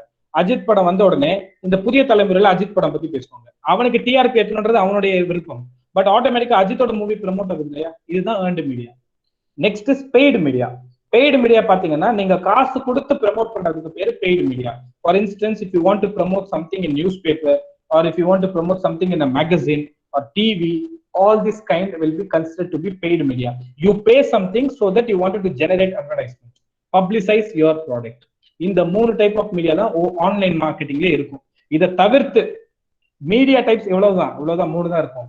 பட் ஆன்லைன் மார்க்கெட்டிங் இவ்வளவுதான் சொன்னா நான் முட்டாள். ஆன்லைன் மார்க்கெட்டிங் தான் வந்து ரொம்ப பிரம்மாண்டமான மார்க்கெட்டிங் டைப் இருக்கிறதுலே வந்து நிறைய கிளாசிபிகேஷன்ஸ் இருக்கிற மார்க்கெட்டிங் வந்து இட்ஸ் டெஃபினெட்லி ஆன்லைன் மார்க்கெட்டிங். சரி, அதுல ஒன்னொன்னா நம்ம பார்க்கலாம்.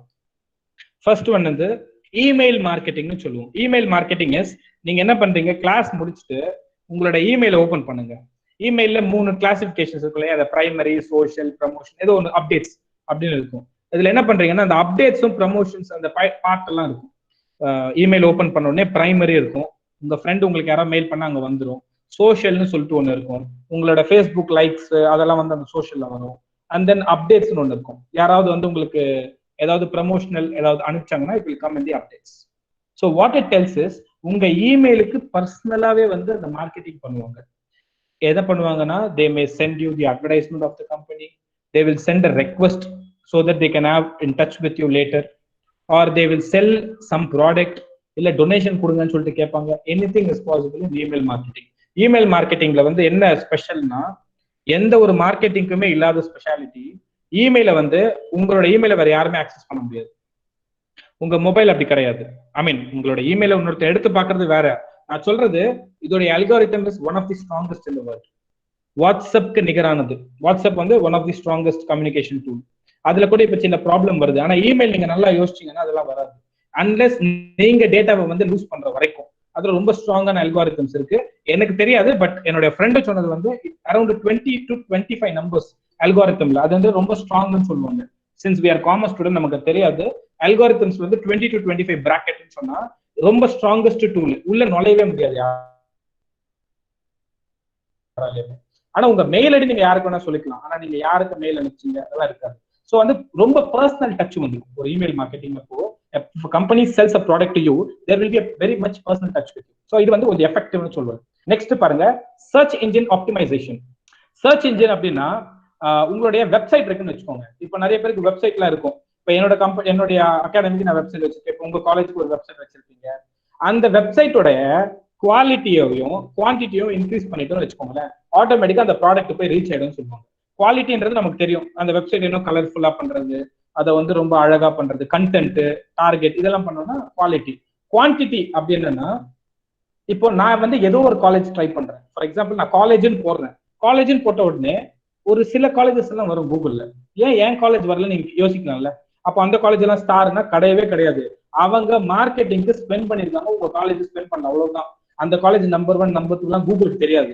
கூகுளை பொறுத்த வரைக்கும் யார் அதிகமா வந்து மார்க்கெட்டிங்க்கு ஸ்பெண்ட் பண்றாங்களோ அவங்க மேல இருக்கும், மற்றதெல்லாம் கீழே இருக்கும். That's it, point blank.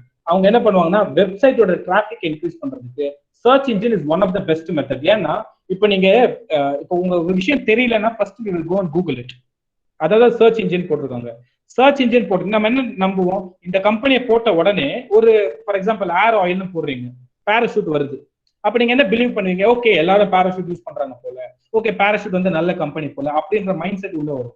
காரணம் வந்து Parachute is spending more amount or more money on promotion and marketing of their product. Search இன்ஜின்ல போட்ட உடனே அதுதான் வருது. இதைத்தான் வந்து SEOன்னு சொல்லுவாங்க. So that's why many of the companies are spending lakhs and crores of money. என்னோட பொருள் வந்து கூகுள்ல ஃபர்ஸ்ட் இருக்கணும் அப்படின்னு சொல்லிட்டு ஏதாவது பொருள் போட்ட உடனே மேல வருது இல்லையா, they have spent lakhs and lakhs of money to be on the top. இதுதான் சர்ச் இன்ஜின் ஆப்டிமைசேஷன் சொல்றது. செகண்ட், நெக்ஸ்ட் நம்ம எல்லாருக்குமே தெரியும் டிஸ்பிளே அட்வர்டைசிங். டிஸ்பிளேனா அந்த பேப்பர் ஓட்டுறது கிடையாது, everything is online. So display advertising பாத்தீங்கன்னா, ஒரு வெப்சைட் போகும்போது மேல ஒரு அட்வர்டைஸ்மெண்ட், சைடு ரைட் சைடுல ஒரு அட்வர்டைஸ்மெண்ட் இருக்கும். இப்போ நான் வந்து புக்ல நடத்திட்டு இருக்கேன், நான் வெப்சைட் போனேன்னா இதெல்லாம் நீங்க பார்க்கலாம். ஏதாவது ஒன்று டைப் பண்ணி ஏதாவது ஒரு லிங்க்குள்ள you just go it, you will find some advertisement on the top of that and you will see some advertisement on the right side of the website. This is display advertising. இது எஃபெக்டிவான்னு கேட்டீங்கன்னா, மேல வச்சா கொஞ்சம் effective, right சைட்ல வச்சா effective இல்லை. இதுவும் ஒரு ஸ்டடி தான். என்ன சொல்லுதுன்னா, நீங்க ஒரு வெப்சைட் ஓபன் பண்ண உடனே நீங்க எங்க தெரியுமா பாப்பீங்க, சென்டர்ல தான் பாப்பீங்கன்னு சொல்றாங்க. ரைட் சைட்ல பெருசா பாக்குறது இல்லை மக்கள். அதுவும் நீங்க மொபைல் போன் எல்லாம் எடுத்தீங்கன்னா அதை நீங்க ஜூம் பண்ணி அதை அவாய்டே பண்ணிடுவீங்க. பட் சென்டர்ல இருக்கிறது you can't miss it, isn't it? So ஒரு வகையில எஃபெக்டிவ் பாத்தீங்கன்னா, நடுவுல அட்வர்டைஸ்மெண்ட் விட்டீங்கன்னா அதுக்கு ஒரு காஸ்ட், சைட்ல அட்வர்டைஸ்மெண்ட் விட்டீங்கன்னா அதுக்கு ஒரு cost. Either you can promote your product through message, இல்ல ஏதாவது ஃபிளாஷ் சடனா வந்து அப்படியே போகும் இல்லையா, or else you can also put some video. இதெல்லாம் வந்து வி சே டிஸ்பிளே அட்வர்டைசிங். இது ரொம்ப எஃபெக்டிவ். இப்போ டிஸ்பிளே பாத்தீங்க அப்படின்னா ஒரு வகையில comparatively it is cheaper and it is somewhat effective considering with other factors and cost. Next பாருங்க, இது வேண்டாம், இது நான் இப்போ விட்டுட்டேன். நெக்ஸ்ட் வாங்க, ஏபி டெஸ்டிங்னு ஒன்று சொல்லுவாங்க. AB testing. ஏபி டெஸ்டிங் அப்படின்னா, இப்போ கிருஷ்ணசுவாமி காலேஜ் எடுத்துக்கோங்க. நம்ம காலேஜ் எடுத்துக்கிட்டு வெப்சைட் வந்து ஒரு கலர்ல இருக்கும் இல்லையா? வெப்சைட்ன்றது ஒரு கலர்ல இருக்கும். எல்லாருமே இப்போ லாயல் எடுத்தீங்கன்னா எல்லோ கலர் அவங்க வச்சிருப்பாங்க. இப்போ என்னோட காலேஜ் பாத்தீங்கன்னா ப்ளூ கலர் அவங்க ஃபோக்கஸ் பண்றாங்க. உங்க காலேஜும் ஒரு கலர்ல இருக்கலாம். கலரை மாத்தினா நம்மளுடைய கஸ்டமர்ஸ் இன்க்ரீஸ் ஆறாங்கன்னு பார்ப்பாங்க. டெஸ்ட் பண்ணிட்டே இருப்பாங்க. ஒரு வேரியபிளை கண்ட்ரோல் பண்ணிக்கிட்டே இருப்பாங்க. என்ன கண்ட்ரோல் அப்படின்னா, ஃபார் எக்ஸாம்பிள் வெப்சைட்ல ஒரு வீடியோ போடுறாங்கன்னு வச்சுக்கோங்க. ஒரு மாசத்துக்கு எத்தனை பேர் அந்த வெப்சைட் பார்த்தாங்கன்னு பார்ப்பாங்க. வெப்சைட்ல வீடியோ இல்லைன்னா எத்தனை பேர் அந்த அட்வர்டைஸ்மெண்ட் பாக்குறாங்க, ஐ மீன் அந்த வெப்சைட் பாக்குறாங்க அப்படின்னு சொல்லிட்டு ஒரு வேரியபிளை டெஸ்ட் பண்ணுவாங்க. This is call AB testing. For instance யூடியூப்க்கு இது ரொம்ப ஃபேமஸ். யூடியூப் கம்பெனியே பண்ண விஷயம் தான் இது. யூடியூப் எல்லாம் வர்றதுக்கு முன்னாடி என்ன பண்ணாங்கன்னா, எப்படி யூடியூப் போய் எல்லாருக்கும் ரீச் பண்ணணும் அப்படின்னு சொல்லிட்டு ஸோ தே டிசைடட் 2 ஐட்டம்ஸ். ஒன்னு வந்து யூடியூப் வந்து ஓபன் பண்ண உடனே கூகுள்லயே இருக்கணும். அதாவது இப்போ கூகுள் நம்ம பேஜ் ஓபன் பண்றோம்னு வச்சுக்கோங்க, அங்கேயே யூடியூப் இருக்கணும். அப்படி இருந்துச்சுன்னா என்ன நடக்கும், எல்லாரும் என்னடா அது புதுசா ஏதோ யூடியூப்ல இருக்கேன்னு சொல்லிட்டு கிளிக் பண்ணுவாங்க. நான் சொல்றதெல்லாம் ஸ்டார்டிங் ஸ்டேஜ்ல when the YouTube started its origin in the beginning of Google time. So அவங்க வந்து when you open a Google page, YouTube must be there. அப்ப என்ன நடக்கும், எல்லாரும் யூடியூப் அப்படியே போவாங்க என்னடா இருக்குன்னு பாக்குறதுக்கு, and then they will see it. இப்படி இருந்தா கூகுள் யூடியூபுக்கு ஆடியன்ஸ் அதிகமா வராங்களா, இல்ல எதுவுமே பண்ணாம பாயிண்ட் பிளாங்கா கூகுள்ல மட்டும் கொடுத்தா மக்கள் வராங்களா அப்படின்னு டெஸ்ட் பண்ணதுல இட் வாஸ் ஷாக்கிங். யூடியூப்னு நீங்க கீழே கொடுத்துட்டீங்கன்னா எவனும் வர மாட்டேங்கிறான். யூடியூபை வந்து நீங்க சஜஷனா ரெக்கமெண்டேஷன்ஸா when you search something, இப்போ நான் ஃபார் எக்ஸாம்பிள் ஏர் ஆயில் இல்ல வந்து எக்ஸசைஸ் அப்படின்னு சொல்லிட்டு எதுவும் ஒன்று டைப் பண்றேன், அங்க யூடியூபோட சஜஷன் வந்து அதை தான் மக்கள் அதிகமா பார்க்குறாங்க அப்படின்னு சொல்லிட்டு ஒரு ஸ்டடி வந்தது. I am talking about something which happens 10-15 years before. இதை வந்து ஏபி டெஸ்டிங்னு சொல்லுவோம். Company frequently test themselves where they are standing, what shall we do. இந்த இது வந்து ரொம்ப famous when we come for looking into the effectiveness of the website or effectiveness of an institutions. Next வந்து marketing analytics. Analytics பாத்தீங்கன்னா இப்ப நாளைக்கு BCom முடிச்சுட்டு என்ன பண்ணோம் அப்படின்னா, இது ஒரு ப்ரொஃபஷன், ஞாபகம் வச்சுக்கோங்க. சின்ஸ் நான் வந்து ஒரு ப்ரொஃபஸரா இருக்கிறதுனால எங்களுக்கு லைன் வந்து டிசைடட், அவ்வளவுதான். நாங்க அசிஸ்டன்ட் ப்ரொஃபஸராக இருந்துருவோம். நீங்க ஸ்டூடெண்ட், யங் பிளட், இத்தனை ப்ரொஃபஷன்ஸ் இருக்குன்னு தெரிஞ்சாலே போதும், நீங்களே உட்பட்டுருவீங்க. ஏன்னா அது ஒழுங்கா பண்ணாங்கனாலே college will develop. Not college, students mind will develop. இதெல்லாம் இருக்குன்னு தெரிஞ்சுக்கிட்டாலே there is a first success. ஒரு 10-15 ப்ரொஃபஷன்ஸ் வந்து இப்ப நான் சொன்னேன் அப்படின்னா உங்களுக்கு அந்த மாதிரி இருக்குன்னே தெரியாது. Maybe I can give the list of items to your professor and I'll tell her to forward it to you. ஒரு 10-15 ப்ரொஃபஷன்ஸ் இருக்கு. அதுக்கப்புறம் ஒரு 4-5 எக்ஸாம்ஸ் நீங்க கேள்வியே பட்டிருக்க மாட்டீங்க. அதுக்கப்புறம் மார்க்கெட்டிங் ரிலேட்டட் ஒரு 4-5 ஜாப்ஸ் இருக்கு. அதே மாதிரி மார்க்கெட்டிங் அனாலிட்டிக்ஸ் இருக்கு. என்னோட ஃப்ரெண்ட் இங்க இருக்கான், அதனால I can say even clearly. Marketing analytics பாத்தீங்க அப்படின்னா, இப்போ ஒரு கம்பெனி எடுத்துக்கோங்க, ஆனா அவனை வந்து மார்க்கெட்டிங் அனாலிஸ்ட்னு சொல்லுவாங்க. அவங்க அந்த கம்பெனி வந்து I'll say an example also. More super மார்க்கெட்னு ஒன்று இருந்தது. மோர் சூப்பர் மார்க்கெட் எனக்கு இப்ப இருக்கான்னு தெரியல, but I think some places are there. More supermarket. இந்த மோர் சூப்பர் மார்க்கெட் வந்து அவங்க கம்பெனி ஆரம்பிக்க ஸ்டேஜ்ல when they started their company's production and selling, அது வந்து ஒரு சூப்பர் மார்க்கெட். அவங்க ஆரம்பிக்கும் போது ஒரு அனாலிட்டிக்ஸ் பண்ணாங்க. என்ன அனாலிட்டிக்ஸ்னா, ஃப்ரீ சாம்பிள் போய் ரைஸ் எல்லா வீட்டுக்கும் கொடுக்க சொன்னாங்க. ஃப்ரீ சாம்பிள் ரைஸ் இருக்கு இல்லையா, எல்லாருக்குமே கொடுக்க சொன்னாங்க. அவங்க ஏரியால இருக்க ஒரு வீடியோ விடல. அதுக்கப்புறம் ஒரு வாரம் வெயிட் பண்ண சொன்னாங்க. ஒரு வாரத்துக்கு ஃப்ரீ சாம்பிள், ஒரு நாள் கிடையாது, 1 வீக்குக்கு ஃப்ரீ சாம்பிள் கொடுத்தாங்க. முடிஞ்ச அளவுக்கு யாருக்கெல்லாம் கொடுக்க முடியுமோ கொடுத்தாங்க. they spent nearly 1 crore. ஒரு ஏரியாவுக்கு 1 crore ஸ்பெண்ட் பண்ணாங்க. அண்ணா நகர் மாதிரி ஏரியால எல்லாம் வந்து they spent அப்படின்ற மாதிரி சொன்னாங்க. Not only rice, many items. அவங்க உருவாக்குற ப்ராடக்ட்ஸ், கோதுமையா இருக்கலாம், அப்புறம் அரிசியா இருக்கலாம், இந்த மாதிரி வந்து ப்ராடக்ட்ஸ் வந்து 1 crore கிட்ட ஸ்பெண்ட் பண்ணதா I got the information. So பொருளை வந்து ஸ்பெண்ட் பண்ணி முடிச்சதுக்கு அப்புறம் ஒரு வாரத்துக்கு கழிச்சு மக்கள் நம்ம சூப்பர் மார்க்கெட்டை தேடி வராங்களா இல்லையான்னு வந்து டெஸ்ட் பண்றாங்க. டெஸ்ட் பண்ணும் பொழுது அவங்களுக்கு சில ஷாக்கிங் இன்ஃபர்மேஷன்லாம் வருது. நம்ம இவ்வளவு ஒரு வாரம் கொடுத்து கூட 10% பேர் கூட சூப்பர் மார்க்கெட்டுக்கு வர மாட்டாங்க கால் வச்சு. அப்படின்றப்போ அவங்க என்ன ஃபைனல் ரிப்போர்ட் கொடுத்தாங்கன்னா, மக்கள் வராததுக்கு காரணம் வந்து many of them are preferring for home delivery. அதை நம்ம கொடுக்கறது இல்லை, அது ஒரு ப்ராப்ளம். ரெண்டாவது ரிப்போர்ட்ல என்ன சொல்லுச்சுன்னா, நம்ம ப்ராடக்ட் வந்து சாம்பிள் குட்டி குட்டியா தான் கொடுத்தோம். நம்ம இன்னும் கொஞ்சம் பெருசா கொடுத்துருந்தோம்னா, இப்போ ஒரு அரிசி வந்து ஒரு கை அளவுக்கு கொடுக்குறீங்க அப்படின்னா அந்த சாம்பிளை வச்சுட்டு அவன் சமைக்க போறது கிடையாது. அவன் என்ன பண்ணுவான், எடுத்து பாக்கெட்ல போட்டு வீட்டுல வச்சுப்பான். ஸோ அதை வந்து ஒரு ஐட்டமா நம்ம கன்சிடர் பண்ண முடியாது. நம்ம சாம்பிள் இன்னும் பெருசா கொடுத்துருக்கணும். இப்படின்னு இன்னொரு ரிப்போர்ட். இதெல்லாம் யாரு கொடுத்தாங்க, என்னோட ஃப்ரெண்டு கொடுத்தாரு. ஸோ அதனால ஐம் சேயிங் திஸ். அவன் வந்து மார்க்கெட் அனாலிஸ்ட், உட்காந்துட்டே தான் இருப்பான், எங்கேயும் போக மாட்டான். எல்லாரும் சொல்ற டேட்டாவை வந்து கலெக்ட் பண்ணி he will make the analysis. எல்லா, அதாவது ரிப்போர்ட் இருக்கு இல்லையா, அந்த ரிப்போர்ட்ல ஒரு ஏஜென்ட்டும் கொடுப்பாரு, இது நடந்தது சார், அது நடந்தது அப்படின்னு சொல்லிட்டு அந்த ரிப்போர்ட் எல்லாத்தையும் கலெக்ட் பண்ணிட்டு என் ஃப்ரெண்டு வந்து ஃபைனல் அவுட்புட் கொடுத்தான். இந்த அவுட்புட் அந்த கம்பெனி என்ன பண்ணிச்சுன்றது எனக்கு தெரியாது, இது வரைக்கும் வந்து உண்மை. ஸோ இது பாத்தீங்க அப்படின்னா மார்க்கெட்டிங் அனாலிஸ்ட்னு சொல்லுவாங்க. மார்க்கெட்டிங் அனாலிஸ்ட் வந்து இது மட்டும் கிடையாது, போட்ட பணம் எனக்கு எப்ப திரும்பி வரும், when I will reach the break even point, அதுக்கும் அனாலிஸ்ட் பண்ணுவாங்க. For example, if a company spends 50 crores for a so and so product, and after the product is finalized in the market and after it is being sold in the market, how many years or how many days or months it will take for the company to get back the product's cost. இதை வந்து நம்ம என்ன சொல்லுவோம் அப்படின்னா marketing அனாலிஸ்ட்னு சொல்றது. So this items இதெல்லாம் பார்த்தீங்கன்னா it's a profession as well as a content also. Next வந்து நான் எல்லாமே சொல்லல, I will just focus on the most important one. Okay. So online marketingக்கு I think this is fine. இந்த ஒரு case study சொல்லிட்டு I will go for the next type. Virgin Holidaysன்னு சொல்லிட்டு ஒரு company இருக்கு சரிங்களா, Virgin Holidays. அவங்க பாத்தீங்கன்னா ரெண்டு பண்றாங்க, Virgin Airlines எல்லாருக்கும் தெரியும், அதே மாதிரி ஹாலிடேஸும் இருக்கு. இப்போ டூர் நீங்க போறீங்கன்னு வச்சுக்கோங்க, அவங்களே ஒரு பேக்கேஜ் மாதிரி கொடுப்பாங்க.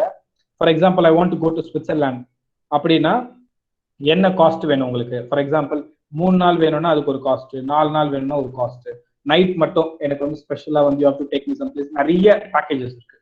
ஸோ Virgin Holidays என்ன பண்ணாங்கன்னா அவங்களோட பிராண்ட் அவேர்னஸை இன்க்ரீஸ் பண்றதுக்காக நிறைய ஸ்ட்ராட்டஜி ஃபாலோ பண்ணாங்க. அப்பதான் வந்து என்னதான் ஸ்ட்ராட்டஜி ஃபாலோ பண்ணாலுமே they are not able to be the market leader. அதுக்கு என்னடா காரணம்னு பாத்தீங்கன்னா ஒரே ஒருத்தர் தான் காரணம் வந்து கூகுள் என்ன பண்ணுது அப்படின்னா Virgin Holidays மாதிரி நிறைய tour packages will be there, நிறைய many companies will be there in that இந்த கூகுள். ஸோ கூகுள்ல தான் வந்து நிறைய பேர் உள்ள போயிட்டு என்ன பேக்கேஜ் சூஸ் பண்ணலாம்னு சொல்லிட்டு they are deciding. Virgin Holidays unfortunately did not spend much money on the Google. இப்போ என்னன்னா it became very difficult for Virgin Holidays. என்னோட பொருளை பத்தி, என்னோட ப்ராடக்ட், என்னோட ஆஃபரிங்ஸ் பத்தி people are not aware. ஸோ இமிடியேட்டா என்ன பண்ணாங்க அப்படின்னா ஒரு ஸ்ட்ராங்கான ஆர்டிஃபிஷியல் இன்டெலிஜென்ஸ் கிரியேட் பண்ணாங்க Virgin Holidays. கிரியேட் பண்ணி அது கூகுளுக்குள்ள போட்டு ஹாலிடேன்னு டைப் பண்ணாலே Virgin Holiday வர மாதிரி பண்ணிட்டாங்க. டூர்னு போட்டாலே Virgin Holidays வர மாதிரி, டூரிசம்னு போட்டாலே இல்ல சைட் சீயிங் எது போட்டாலுமே Virgin Holidays வர மாதிரி பண்ணாங்க. Within a matter of 1 year அவங்களோட சேல்ஸ் வந்து 200% இன்க்ரீஸ் ஆச்சு சொன்னாங்க. சேல்ஸ்னா I'm talking about the number of people who became the member in order to go for the tour packages. இந்த பேக்கேஜ் பண்ணுவாங்களே 200% இன்க்ரீஸ் ஆச்சு within a matter of 1 year. இது latest data 2018ல நடந்த விஷயம். 2018 and 19 போன வருஷம் நடந்த விஷயம் தான். Virgin Holiday தான் இப்போ நம்பர் 1 மார்க்கெட் லீடர்ல, எஸ்பெஷலி அமெரிக்கால எல்லாம் பாத்தீங்கன்னா இட் இஸ் நம்பர் 1. ஸோ இதெல்லாம் காரணம் பாருங்க, ஸ்ட்ராங் ஆர்டிஃபிஷியல் இன்டெலிஜென்ஸ். ஆர்டிஃபிஷியல் இன்டெலிஜென்ஸ்னா இந்த சாஃப்ட்வேரை யூஸ் பண்ணி they increased the traveling awareness among the people and also their brand in the Google. So இது ஒரு case study for the online marketing. சரி, next important one, green marketing. நான் green marketing ஒரு picture காட்டுறேன் பாருங்க. மெக்டொனால்ட்ஸோட simple பாக்குறீங்களா? and the other one is Coke. மெக்டொனால்ட்ஸும் இருக்கு, கோக்கும் இருக்கு. ரெண்டு கம்பெனியுமே பாத்தீங்க அப்படின்னா எஸ்பெஷலி இப்போ தமிழ்நாடு எல்லாம் எடுத்துக்கிட்டீங்கன்னா ரெண்டு கம்பெனி மேல குறை சொல்றது நிறைய பேர் இருக்காங்க. they will say that Coca-Cola வந்து நிறைய தண்ணி பிடிக்குது அண்ட் கோக் வந்து நம்ம நாட்டுக்கு வந்து பெரிய அளவுக்கு சிஎஸ்ஆர் கான்ட்ரிபியூஷன் இல்லை. நம்ம ஒரு காமர்ஸ் ஸ்டூடெண்டாவே யோசிக்கலாம், கோக் பாத்தீங்கன்னா சிஎஸ்ஆர்ல ரொம்ப கம்மி. And then of course if you C the method in which they are extracting water from is considered to be not very ethical அப்படின்ற மாதிரி பொத்தாம்பொதுவாகவும் சொல்லலாம். at the same time we have data also to prove that. So இப்படி இருக்கும்போது அந்த company வந்து தன்னை வேற மாதிரி ப்ரொஜெக்ட் பண்ணுது. எப்படி ப்ரொஜெக்ட் பண்ணுதுன்னா நாங்கெல்லாம் ஃப்ரெண்ட்லியர் அப்படின்னு சொல்லிட்டு. ஃப்ரெண்டுன்னு சொன்னாலே கம்பெனியை பொறுத்த வரைக்கும் கிரீன் கலர் தான், கிரீன் மார்க்கெட்டிங். கிரீன் மார்க்கெட்டிங் பாத்தீங்கன்னா இப்போ அமாம் சோப் எடுத்துக்கோங்க. இப்போ அமாம் சோப் எடுத்துக்கிட்டோம் அப்படின்னா ஃபர்ஸ்ட் எடுத்தோடனே ஒரு பிளசண்டான ஃபீல் வரும். எப்படி அந்த பிளசண்டான ஃபீல் வருதுன்னா கலர் பச்சை colour. Why green colour is பிளசன்ட்னா மரம், செடி, கொடி இதெல்லாம் பாத்தீங்கன்னா green colour. So if a product is sold in green color, eventually people வந்து ஒரு மைண்ட் வந்துடும், ஓகேப்பா இது வந்து ஒரு வகையில வந்து என்விரான்மெண்டல் ஃப்ரெண்ட்லி அப்படின்னு சொல்லிட்டு. சரி, இப்போ இந்த மெக்டொனால்ட்ஸ் எல்லாம் என்ன என்விரான்மெண்டல் ஃப்ரெண்ட்லி நான் காமிச்சிருக்கேன் இல்லையா. மெக்டொனால்ட்ஸ் வந்து 2014ல இருந்தே இந்த கேம்பெயினை வந்து ஆரம்பிச்சிட்டாங்க. என்ன அப்படின்னா பாத்தீங்கன்னா ரெட் கலர்ல தான் இருக்கும், McDonald's will be in red color. இதுல பாத்தீங்கன்னா கோயிங் கிரீன் அப்படின்னு சொல்லிட்டு all the food packets that they are packing are environmental friendly or recyclable paper. 2014ல இருந்து அவங்க பண்றது பாத்தீங்கன்னா சிக்கன், அப்புறம் வந்து சில ஊர்ல எல்லாம் பாத்தீங்கன்னா பீஃப் இருக்கும், அப்புறம் வந்து மட்டனும் இருக்கு. அதுக்கப்புறம் all the items if you see they are kind of like environmental degraded company. Environmental degrade பண்ற கம்பெனி தானே மெக்டொனால்ட்ஸ். ஜென்ரலா ஃபுட் கம்பெனிஸ் பாத்தீங்கன்னா அதுதான் பொதுவா. அந்த கம்பெனி வந்து என்ன சொல்லுது, ஃப்ரம் டுடே எங்களோட ப்ராடக்ட்ஸை வந்து நாங்க பொருளை விற்கும் பொழுது அந்த பேக்கெட்ஸா இருக்கட்டும், அந்த பேப்பரா இருக்கட்டும், all this will B environmental friendly and all this paper all recyclable paper அப்படின்னு மெக்டொனால்ட்ஸ் சொல்லுது. கோகோ கோலா எடுத்துக்கோங்க. கோக் என்ன சொல்லுதுன்னா, இனிமேல் சில ரீஜன்ஸ்ல வந்து நாங்க தண்ணி எக்ஸ்ட்ராக்ட் பண்ண போறது கிடையாது, நாங்க வந்து மழை தண்ணி ரெயின் வாட்டர் ஹார்வெஸ்டிங் பண்ணி அந்த தண்ணியில தான் நாங்க கோக் செய்ய போறோம், யாரோட தண்ணியுமே நாங்க எடுக்க மாட்டோம், எங்களுக்கு விவசாயம் தான் முக்கியம் அப்படின்னு சொல்லிட்டு கோக் அட்வர்டைஸ்மெண்ட் பண்ணிடுச்சு.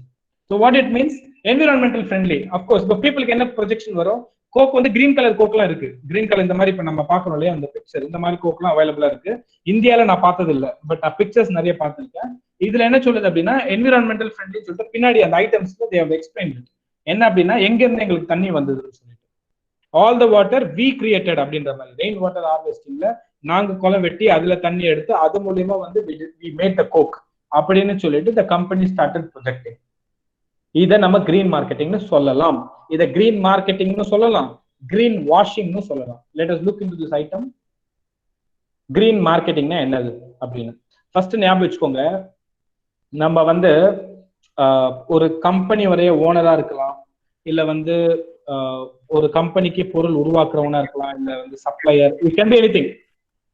நம்ம வந்து ஆஸ் அ பர்சன் நம்ம என்ன பண்றோம், ஒரு பொருளை வந்து உருவாக்குறதுக்கு முன்னாடி அந்த பொருள்ல வந்து மைண்ட்ல வச்சிருக்கோம் இப்படி எல்லாம் பண்ணலாம்னு சொல்லிட்டு. Once after the production starts நம்ம மைண்ட்ல என்ன இருக்கணும்னா, அந்த பொருள் வந்து என்விரான்மெண்ட்ல டிகிரேட் பண்ணக்கூடாது அப்படின்னு எண்ணம் எல்லாருக்கும் இருக்கும். எண்ணம் இஸ் டிஃபரெண்ட், பட் அந்த பொருளை செய்யும் போது நிறைய வேஸ்டேஜஸ் வரும். ஸோ அந்த வேஸ்டேஜஸ்க்கு சில ஸ்டாண்டர்ட்ஸ் இருக்கு. You have to do certain standards. அந்த ஸ்டாண்டர்ட்ஸும் மீறி போனாதான் அந்த கம்பெனி மேல ஃபைல் பண்ணுவாங்க கேஸ். என்விரான்மெண்டல் ப்ரொடெக்ஷன் ஆக்ட் எல்லாம் இருக்கு, இந்த மாதிரி நிறைய வரும். ஸோ அப்ப அந்த கம்பெனி வந்து ரெண்டு வகையில வந்து they have to increase the product scale. First thing is people பாத்தீங்க அப்படின்னா எல்லாமே ஜென்ரலாவே நீங்க மக்கள் எடுத்துக்கிட்டீங்க அப்படின்னாலே எல்லாருக்குமே வந்து என்விரான்மெண்ட் மேல ஒரு அக்கறை இருக்கும். எனக்கு அதிகமா இருக்கலாம், உங்களுக்கு கம்மியா இருக்கும், ஆனா வந்து அக்கறைன்றது எல்லாருக்குமே இருக்கும். என்விரான்மெண்ட்டை டிகிரேட் பண்ணாம இருந்தா நல்லா இருக்குமே அப்படின்னு. ஆனா எல்லாருக்குமே பாத்தீங்கன்னா பெட்ரோல் தேவைப்படும், எல்லாருக்குமே வந்து கரண்ட் தேவைப்படும், ட்ரெஸ் தேவைப்படும். ஒரே ஒரு ஜீன்ஸ் பேண்ட் செய்யறதுக்கு ஆயிரக்கணக்கான litre of water is required. ஒரு அரிசி செய்யறதுக்கு, ஒரு கிலோ அரிசி செய்யறதுக்கு, அரிசியை சாப்பாடா பண்றது இல்ல, அரிசியை விளைய வச்சு உருவாக்குறதுக்கு கிட்டத்தட்ட 8000 லிட்டர்ஸ் ஆஃப் வாட்டர் இருக்கும். எல்லாருக்குமே பாத்தீங்கன்னா தேவைகள் அதிகம், அதனால வாட்டர் வேஸ்டேஜஸ் நிறைய நடக்கும். All this are all degrading the environment. But அந்த கம்பெனி இன்னும் கொஞ்சம் ரெஸ்பான்சிபிளா இருக்கும்னு சொல்லிட்டு எல்லாருமே வந்து ஃபீல் பண்ணுவோம். ஸோ அப்ப கம்பெனி வந்து இது ஒரு ஸ்ட்ராட்டஜியா ஃபாலோ பண்ணுது. If we are able to sell the product through green marketing, என்னோட ப்ராடக்ட் வந்து பசுமையான ப்ராடக்ட் மட்டும் இல்ல, இது என்விரான்மெண்ட்டை பெரிய அளவுக்கு டீக்ரேடும் பண்ணாது ஃபியூச்சர்ல அப்படின்னு அவங்க தன்னோட ப்ராடக்ட்டை பொசிஷன் பண்ணிட்டாங்கனாலே பீப்புளுக்கு ஒரு பாசிட்டிவ் இமேஜ் வந்துடும். Eventually they will purchase the product. இப்படின்றது ஒரு ஸ்ட்ராட்டஜி. இதை ஸ்ட்ராட்டஜினா எடுத்துக்கலாம், இல்ல உண்மைன்னு கூட எடுத்துக்கலாம். we are not here to comment anyone.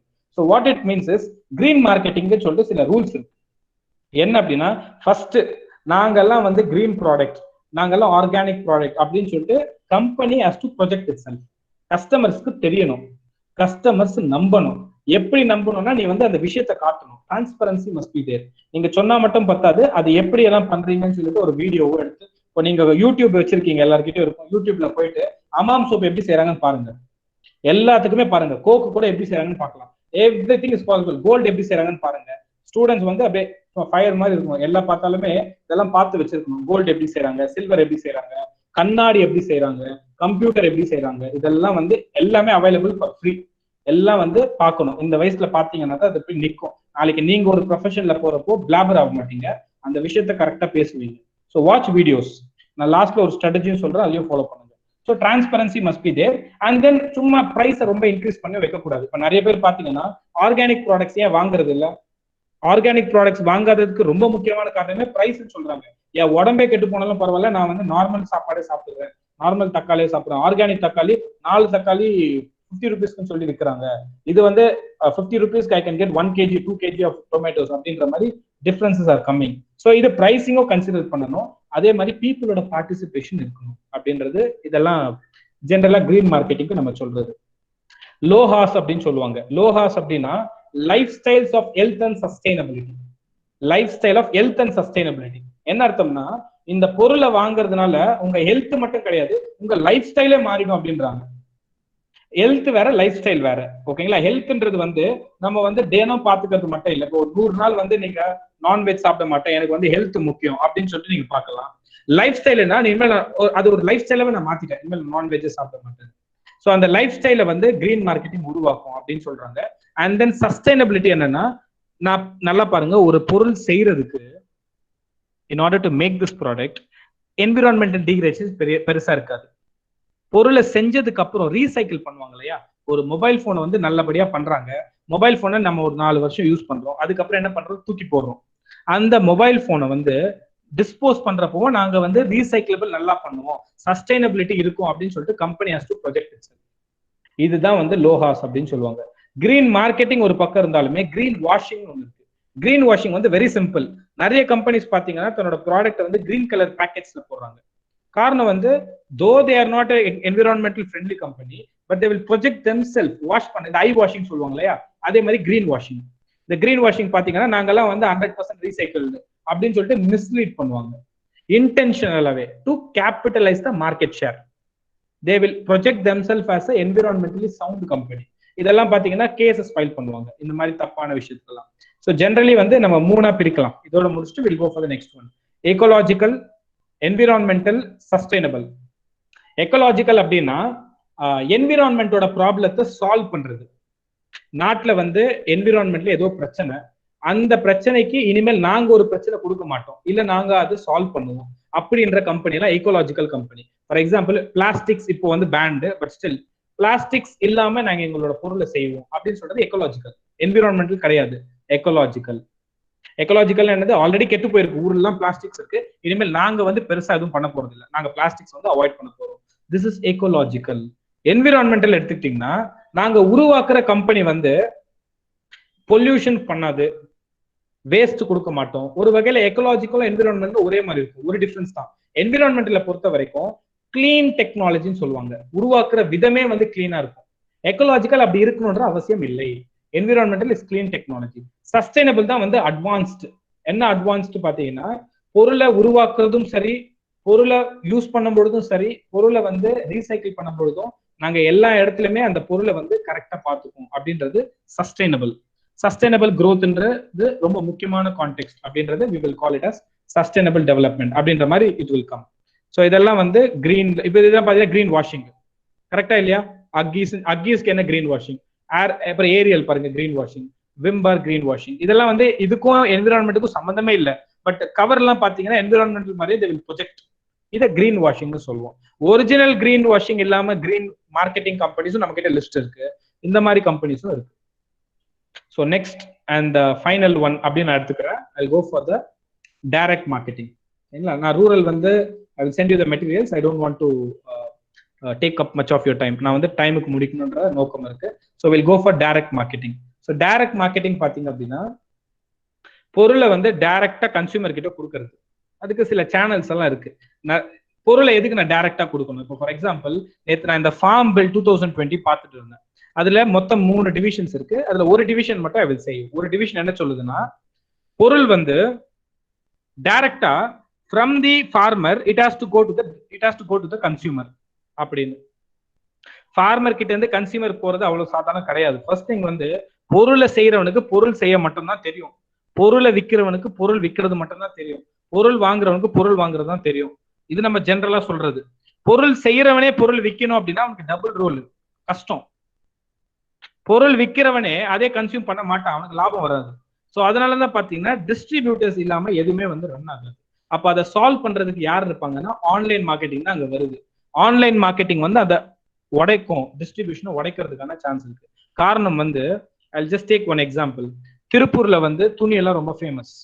திருப்பூர்ல பாத்தீங்கன்னா நீங்க சென்னையில வாங்குறதை விட 50% காஸ்ட் கம்மியில வாங்கலாம். காட்டன் மட்டும், காட்டன் நான் சொல்றேன் 50% கம்மியில வாங்கலாம்.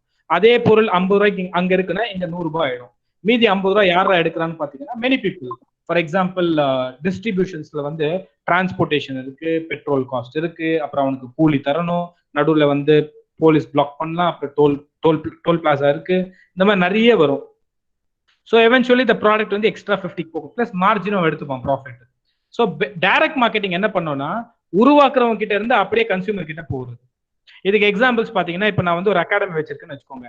நான் கிளாஸ் எடுக்கிறேன், நானே ப்ரமோட் பண்றேன், நடுவுல எதுக்கு இன்னொருத்தன்? நான் ப்ரமோட்டிங், நான் கிளாஸ் எடுக்கிறேன், I'm just promoting to the person directly. நான் வேற யாராவது நடுவுல அப்பாயிண்ட் பண்ணேன்னா ஃபீஸ் ஆட்டோமேட்டிக்கா இன்க்ரீஸ் ஆகும்.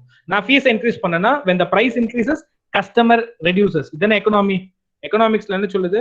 when the price of the product increases the consumer will reduce. அப்போ என்ன ஆகுது? நிறைய டிஸ்ட்ரிபியூட்டர்ஸ் போட்டோம்னா பொருள் இன்க்ரீஸ் ஆகும். ஏன்னா அவன் 10% மார்ஜின் எடுத்துப்பான். நேத்து கூட சிஎம் ஓட ஸ்பீச் வந்து நான் கேட்டேன். அது என்ன சொல்றாருன்னா, சென்னையில இருந்து பஞ்சாபுக்கு நீங்க பொருள் விற்கிறீங்கன்னு வச்சுக்கோங்க, Chennai to Punjab 8.5% of commission வந்து போகுதான். 8.5. இப்போ இந்த ஃபார்ம் பில்ல வந்து அதெல்லாம் உடஞ்சிச்சு. சென்னைக்கு எவனாவது பொருள் விற்கிறான்னா 1% கமிஷன் தரணும். ஆந்திரால இருந்து சென்னைக்கு ஒருத்தன் விற்கிறான், சாரி சென்னையில தமிழ்நாடு, ஆந்திரால இருந்து தமிழ்நாடுக்கு விற்கிறான் அப்படின்னா 1% commission will go to the state government. அதே ஆளு பஞ்சாபுக்கு வித்தான் அப்படின்னா 8.5%. ஸோ அதெல்லாம் உடஞ்சு போச்சு. ஸோ when the price இந்த மாதிரி கமிஷன் போச்சுன்னா அந்த காஸ்ட் வந்து ரெடியூஸ் ஆகும், பொருளோட காஸ்ட் கம்மியாகும், கன்சியூமர் வில் இன்க்ரீஸ். இது டைரக்ட் மார்க்கெட்டிங்கோட ஒரு ஸ்ட்ராட்டஜி. எல்லாத்தோடைய ஸ்ட்ராட்டஜியுமே பாத்தீங்கன்னா ஃபைனலா ஒண்ணுதான், கன்சியூமரை எப்படியாவது இன்க்ரீஸ் பண்ணணும், இல்ல அப்படின்னா என்னோட பொருளை கொஞ்சம் கம்மி காஸ்ட்ல கொடுக்கணும். இப்போ கம்மி காஸ்ட்ல கொடுக்கறது தான் ப்ராப்ளமே. ஃபார் எக்ஸாம்பிள், இப்போ ஒரு பொருளை வந்து 100 ரூபாய்க்கு செய்றீங்கன்னு வச்சுக்கோங்க. ஒரு பென், கையில ஒரு பென் வச்சுக்கோங்க, அந்த பென்னோட காஸ்ட் 100 rupees. யூ ஆர் 100 rupeesக்கு யாரும் செல் பண்ண மாட்டாங்க, காஸ்டே 100. So you wanted to make 20% profit. So for a product which you are making for 100, you are selling it for 120 rupees. 120 ரூபாய்க்கு விற்கிறீங்க. அந்த 120 ரூபாய்க்கு விற்கிற ப்ராடக்ட் உங்களுக்கு 20% மார்ஜின் வருது. ஓகேவா? இப்போ ஒரு 10 வருஷம் இப்படியே விற்கிறீங்க. You wanted to increase the profit margin, ப்ராஃபிட்டை வந்து இன்க்ரீஸ் பண்ணும். என்ன பண்றீங்க? 120 ரூபாய் இருக்கிற ப்ராடக்ட்டை வந்து 130 ரூபாய்க்கு மாத்துறீங்க. கஸ்டமர்ஸ் கம்மியாறாங்க, என்னடா ப்ராடக்ட் அதிகமாயிடுச்சு அப்படின்னு. 10 ரூபாய் தான் ஏத்துனீங்க, பட் கஸ்டமர்ஸ் வந்து வரமாட்டேங்கிறாங்க. பட் மார்க்கெட்டிங் ஸ்ட்ராட்டஜி என்ன சொல்லுதுன்னா, தயவு செய்து பிரைஸ்ல கை வைக்காதீங்க. பிரைஸை வந்து 120 ரூபாவே இருக்கட்டும், நீங்க 100 ரூபாய்க்கு பொருள் செய்றீங்க இல்லையா, அதை 90 ரூபாய்க்கு செய்யுங்க அப்படின்னு சொல்லுது. when you are selling the product for 90 rupees, eventually 120 க்கு சேல் பண்றீங்களா, 30 rupees ப்ராஃபிட் வந்துச்சுல, உனக்கு ப்ராஃபிட் மார்ஜின் இன்க்ரீஸ் பண்ணும் இல்லையா? ப்ராஃபிட் மார்ஜின் இன்க்ரீஸ் பண்ணும் அப்படின்னா பிரைஸ்ல கை வைக்காதீங்க. அதனாலதான் பாத்தீங்கன்னா மேகி பாத்தீங்கன்னா 5 ரூபாய் 10-15 வருஷம் அப்படியே இருந்து இப்பதான் 6 ரூபாய் என்னவோ ஆயிருக்கு. எல்லா பொருளுமே பாத்தீங்க அப்படின்னா உள்ள இருக்கிற கண்டென்ட்டை கம்மி பண்ணுவாங்க. லேஸ்ல பாத்தீங்கன்னா சிப்ஸை கம்மி பண்ணுவாங்க, குடுக்குறதுல சிப்ஸ் கம்மி பண்ணுவாங்க, பிரைஸ்ல கை வைக்க மாட்டாங்க. 5 rupees தான் இருக்கும். ஏன் அப்படின்னா பிரைஸ் அதிகமாச்சுன்னா கன்சியூமர் போயிடுவாங்க. அதனால என்ன பண்ணுவாங்கன்னா காஸ்ட்டை கம்மி பண்ணுவாங்க. 5 ரூபாய் பொருள் செய்யறதுக்கு 4 ரூபாய் ஆச்சுன்னு வச்சுக்கோங்க. அந்த 5 rupees ப்ராடக்ட்டை செய்யறதுக்கு 4 ரூபாய் ஆச்சுன்னா அதை 3 ரூபாய்க்கு செய்ய பார்ப்பாங்க. இப்படிதான் வந்து ப்ராஃபிட்டை வந்து கம்பெனி வில் இன்க்ரீஸ். இதெல்லாம் பாத்தீங்கன்னா ப்ரொடக்ஷன் கான்செப்ட். ப்ரொடக்ஷன் கான்செப்ட்ல இது ஒரு ஐட்டம் இருந்தாலுமே direct marketing is always considered to be one of the highest way of selling the product, highest way of making huge profit. ஏன்னா ஒரு பொருளை வந்து அங்க இருந்து அப்படியே டைரக்டா போகுது அப்படின்னா நடுவுல செயின்ஸ் கட் பண்ணுது.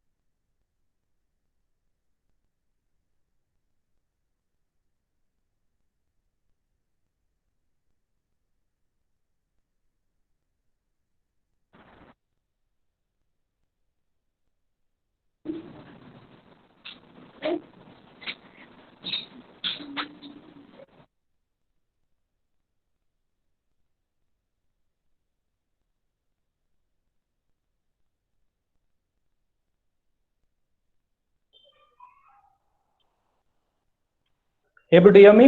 இப்போ ஓகேவா? Shall we? என்ன பாக்குறீங்களா? ஓகே. ஸோ நான் சொன்னதெல்லாம் எப்படி இருந்துச்சு? Can you just give a comment. இப்போ நான் சொன்னதெல்லாம் எப்படி இருந்துச்சு? இது வரைக்கும் நான் சொன்னதெல்லாம் எப்படி இருந்ததுன்னு ப்ளீஸ் கமெண்ட்.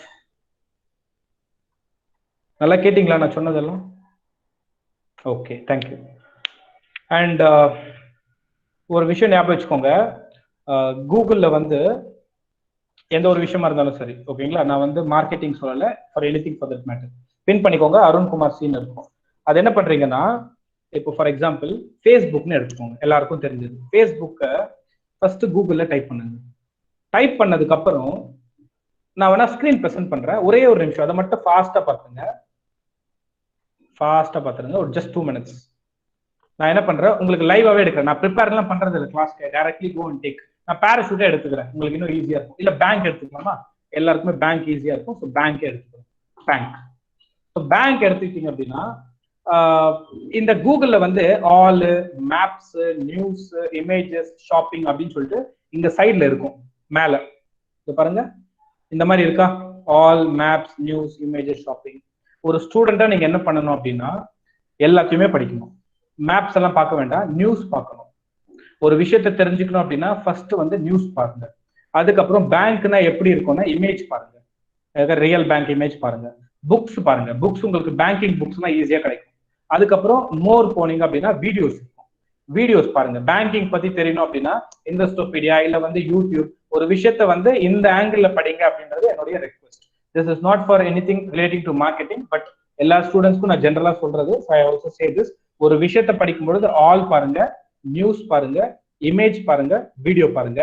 இன்னும் நீங்க வந்து யூஜி எல்லாம் முடிச்சதுக்கு அப்புறம் நீங்க வந்து பெரிய பசங்க எழுதுவீங்க, போஸ்ட் கிராஜுவேஷன் பண்றீங்க அப்படின்னா நீங்க வந்து ரிசர்ச் ஆர்டிகல்ஸ் பண்ணணும். இதெல்லாம் பண்ணீங்கன்னா ஐ பி வெரி ஹாப்பி. இந்த கிளாஸ்ல வந்து இங்க கவனிச்சிங்க இல்லையன்றது செகண்டரி, பட் இந்த பர்டிகுலர் ஐட்டம் வந்து you should follow it for all the items. நான் சொல்றதை விட 100 மடங்கு பெட்டரா வந்து you can get information from the Google. ஒரு டீச்சரோட ரோல் என்ன அப்படின்னா, நான் ஸ்கிரீன் ஓகே நான் ஸ்டாப் பண்ணிடுறேன். ஒரு டீச்சரோட ரோல் என்ன அப்படின்னா, இதெல்லாம் இருக்குன்றத ஃபர்ஸ்ட் நான் சொல்லணும். இதெல்லாம் இருக்குன்னு தெரிஞ்சுக்கிட்டாலே அதை நீங்களே ஸ்டிமுலேட் பண்ணி நீங்க படிக்க ஆரம்பிச்சிருவீங்க. So that is my intention also, and I hope whatever that we have discussed in the class today was useful.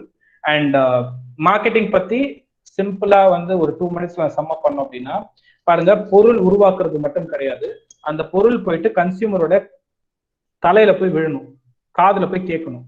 அந்த பொருள் போய் காதுல கேட்டா மட்டும் பத்தாது, அவனை பர்சுவேட் பண்ணணும், தூண்டி விடணும், இந்த பொருள் வாங்கலாம் இல்லையா அப்படின்னு. அவனை பர்சுவேட் பண்ண வச்சுட்டீங்க அப்படின்னா அவன் வாங்குவான். பர்சுவேட் பண்ணிட்டு அவன் வாங்கிட்டு அவன் அப்படியே கைவிட்டு கூடாது, அதுக்கப்புறம் அவனை கண்டினியூ பண்ணும். சிசிடிவில பாக்குற மாதிரி அவனை வந்து வாட்ச் பண்ணிட்டே இருக்கணும். மறுபடியும் நம்ம பொருளை பார்க்கறதுக்கு வரானா, அப்புறம் பொருள் வாங்கிட்டு அவன் சாட்டிஸ்ஃபைடா இருக்கானா, பொருளை போய் மத்தவங்க கிட்ட சொல்றானா, பொருள் வாங்கிட்டு அதுல ஏதாவது ப்ராப்ளம்னா நம்ம கிட்ட வரானா அப்படின்றதெல்லாம் அந்த கம்பெனி வாட்ச் பண்ணணும். இதைதான் நம்ம மார்க்கெட்டிங் சொல்லுவோம். மார்க்கெட்டிங்னா பொருளை விற்கிறது மட்டும் கிடையாது, சரியா? அதை மைண்ட்ல போட்டுட்டு பொருளை விற்கிறதோட responsibility will not get over. You should also persuade the person continuously to look whether our product is a success or not. This is what the real marketing is about.